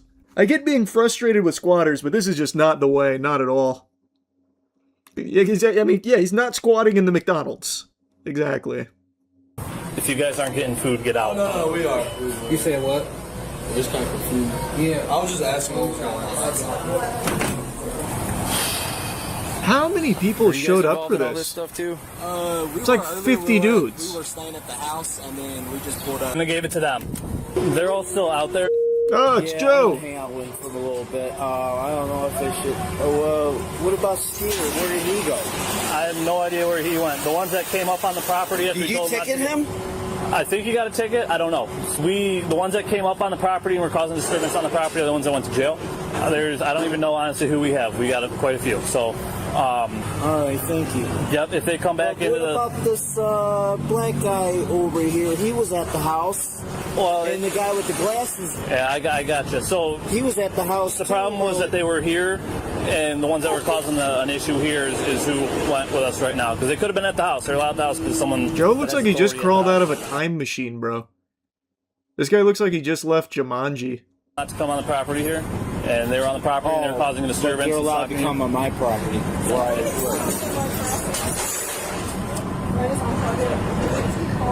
Joe does seem like a big ol' asshole, though. I'll tell you what, man. I will tell you what. They should have just taken a page out of the Asian Andy playbook for the right way to handle a squatter.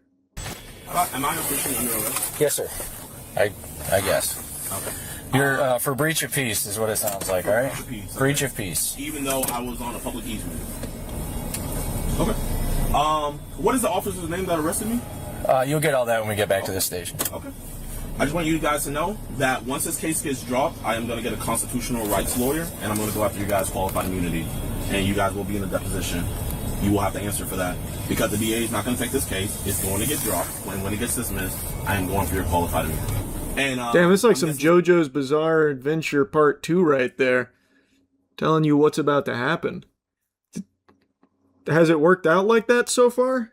Seen them go that way. Okay. They set up the music equipment and speakers upstairs. Yeah, I was there for that earlier today.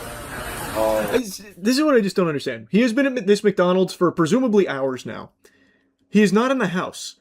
Why not just change the locks? If he is a squatter in that house, change the fucking locks. You've done the hard part. You got him out. Like, what is that guy's name? Flash? The squatters guy, Flash Steel? What is his name? I can't remember his name, but there is a guy who literally does this for a living for people that have squatters. He goes in, he annoys them to the point they leave, and then while they're out, he then takes it back from them. And something you can do, if he is a squatter, it is literally not his house, but this is a civil matter, so the police can't do anything. Like, there's a ton of things you can do. You can take their stuff out of the house, move it outside. What the fuck is that guy's name? Flash something. Flash Shelton, thank you. Yeah, Flash Shelton. This guy actually has a really cool history for how he got into it. He's the squatting the squatters guy. I don't know if he still does it. This was a while back. He has his own show on A&E. Is that real? Oh, this guy must have blown up since the last time we checked him out, like 4 years ago. But again, it is a valuable service because squatters have so much protection. Like, there are so many squatters' rights that are impossible to fucking navigate for just a normal person. And the system does nothing to actually punish it. Now, here's Charlie post-game analysis here, because on stream, multiple people mentioned that you cannot change the locks on squatters, it's illegal. And then I thought it just was like a state-by-state thing, but it looks like, no, that is actually universally condemned and is illegal. It's called self-help eviction, which is also illegal here in Florida, which is fucking mind-boggling to me, but I won't even get into that right now.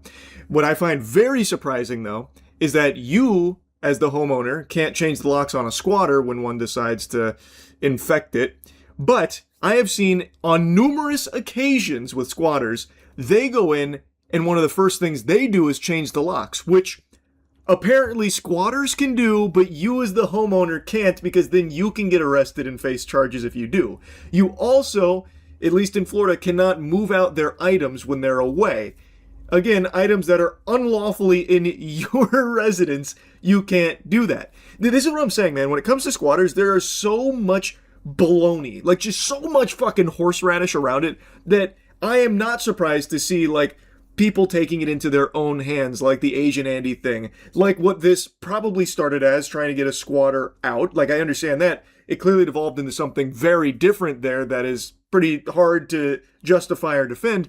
But like the actual meat and potatoes of it is there is a problem with how protected squatters are, that you are very, very limited in what you can legally do to get them out. I remember not long ago, it was like a year ago, I went down this rabbit hole, I think it was on stream, maybe it wasn't, learning about this individual, this lady who went on a vacation. She took like a month vacation, and when she came back, she learned that there was a squatter in her residence.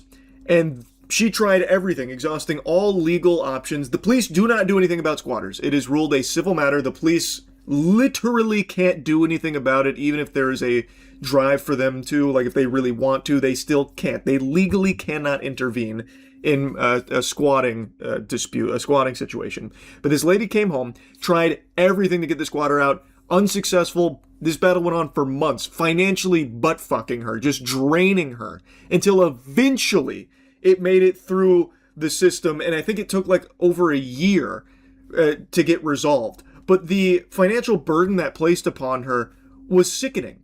And it feels like it should just be such a clear-cut issue. Like, squatters, I can't believe how much protection there is for squatters and how little there is for a homeowner who is the victim of a squatter. So, I'm trying not to just regurgitate what I've said millions of times about squatters at this point, but since this started with trying to get a squatter out, it feels pertinent to at least talk about it a little bit. It's fucked up. Qualified immunity. I am the junior person here. I want his qualified immunity. 1363. I know my constitutional rights. I know my rights. Here, if you want to get back to your vehicle. Officer, how can someone be trespassed that never even went inside? What sense does that make? So you unlawfully arrested those other people, and then with me, I'm on the sidewalk voicing my displeasure with this police department, and you guys... There's no Phoenix writing your way out of this, man. There's just no point. Is there a body camera in here? Yes, sir, it's on. It's recording right now. Not awesome, brother. Hey, you know when I get out, we're just going right back to the house. You know that, right? So you guys aren't accomplishing anything. You're wasting taxpayer dollars. I'd appreciate if you get my glasses. I can't see without my glasses. Yeah, where are they?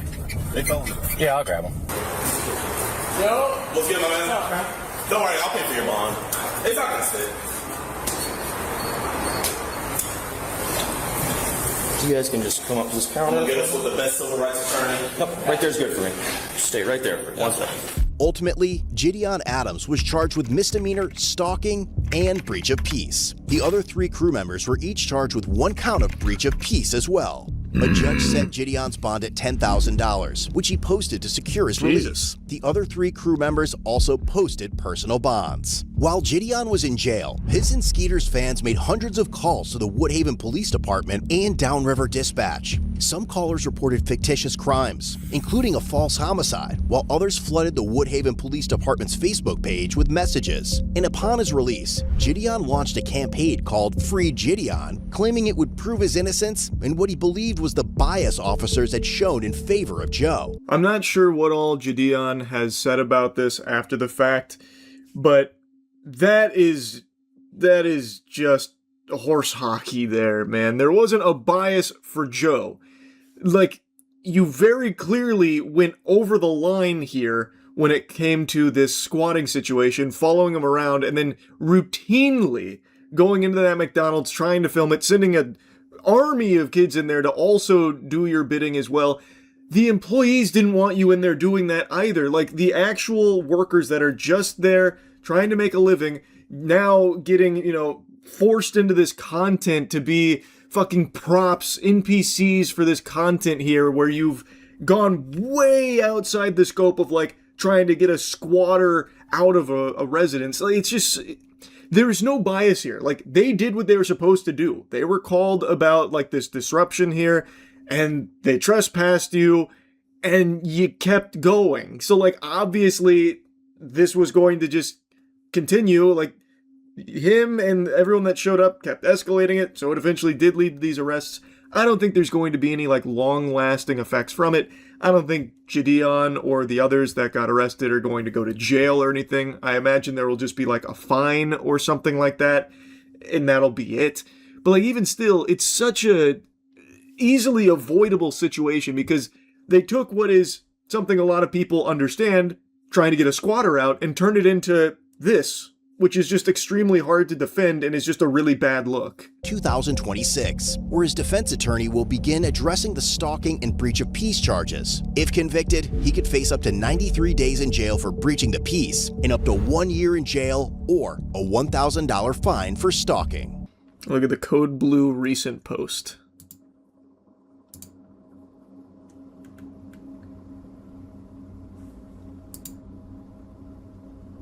Oh no. Oh no. He's a member too. Oh,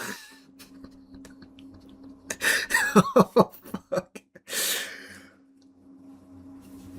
Yikes, that must have been a rough notification. Man, that's sad. That's actually sad to see, bro.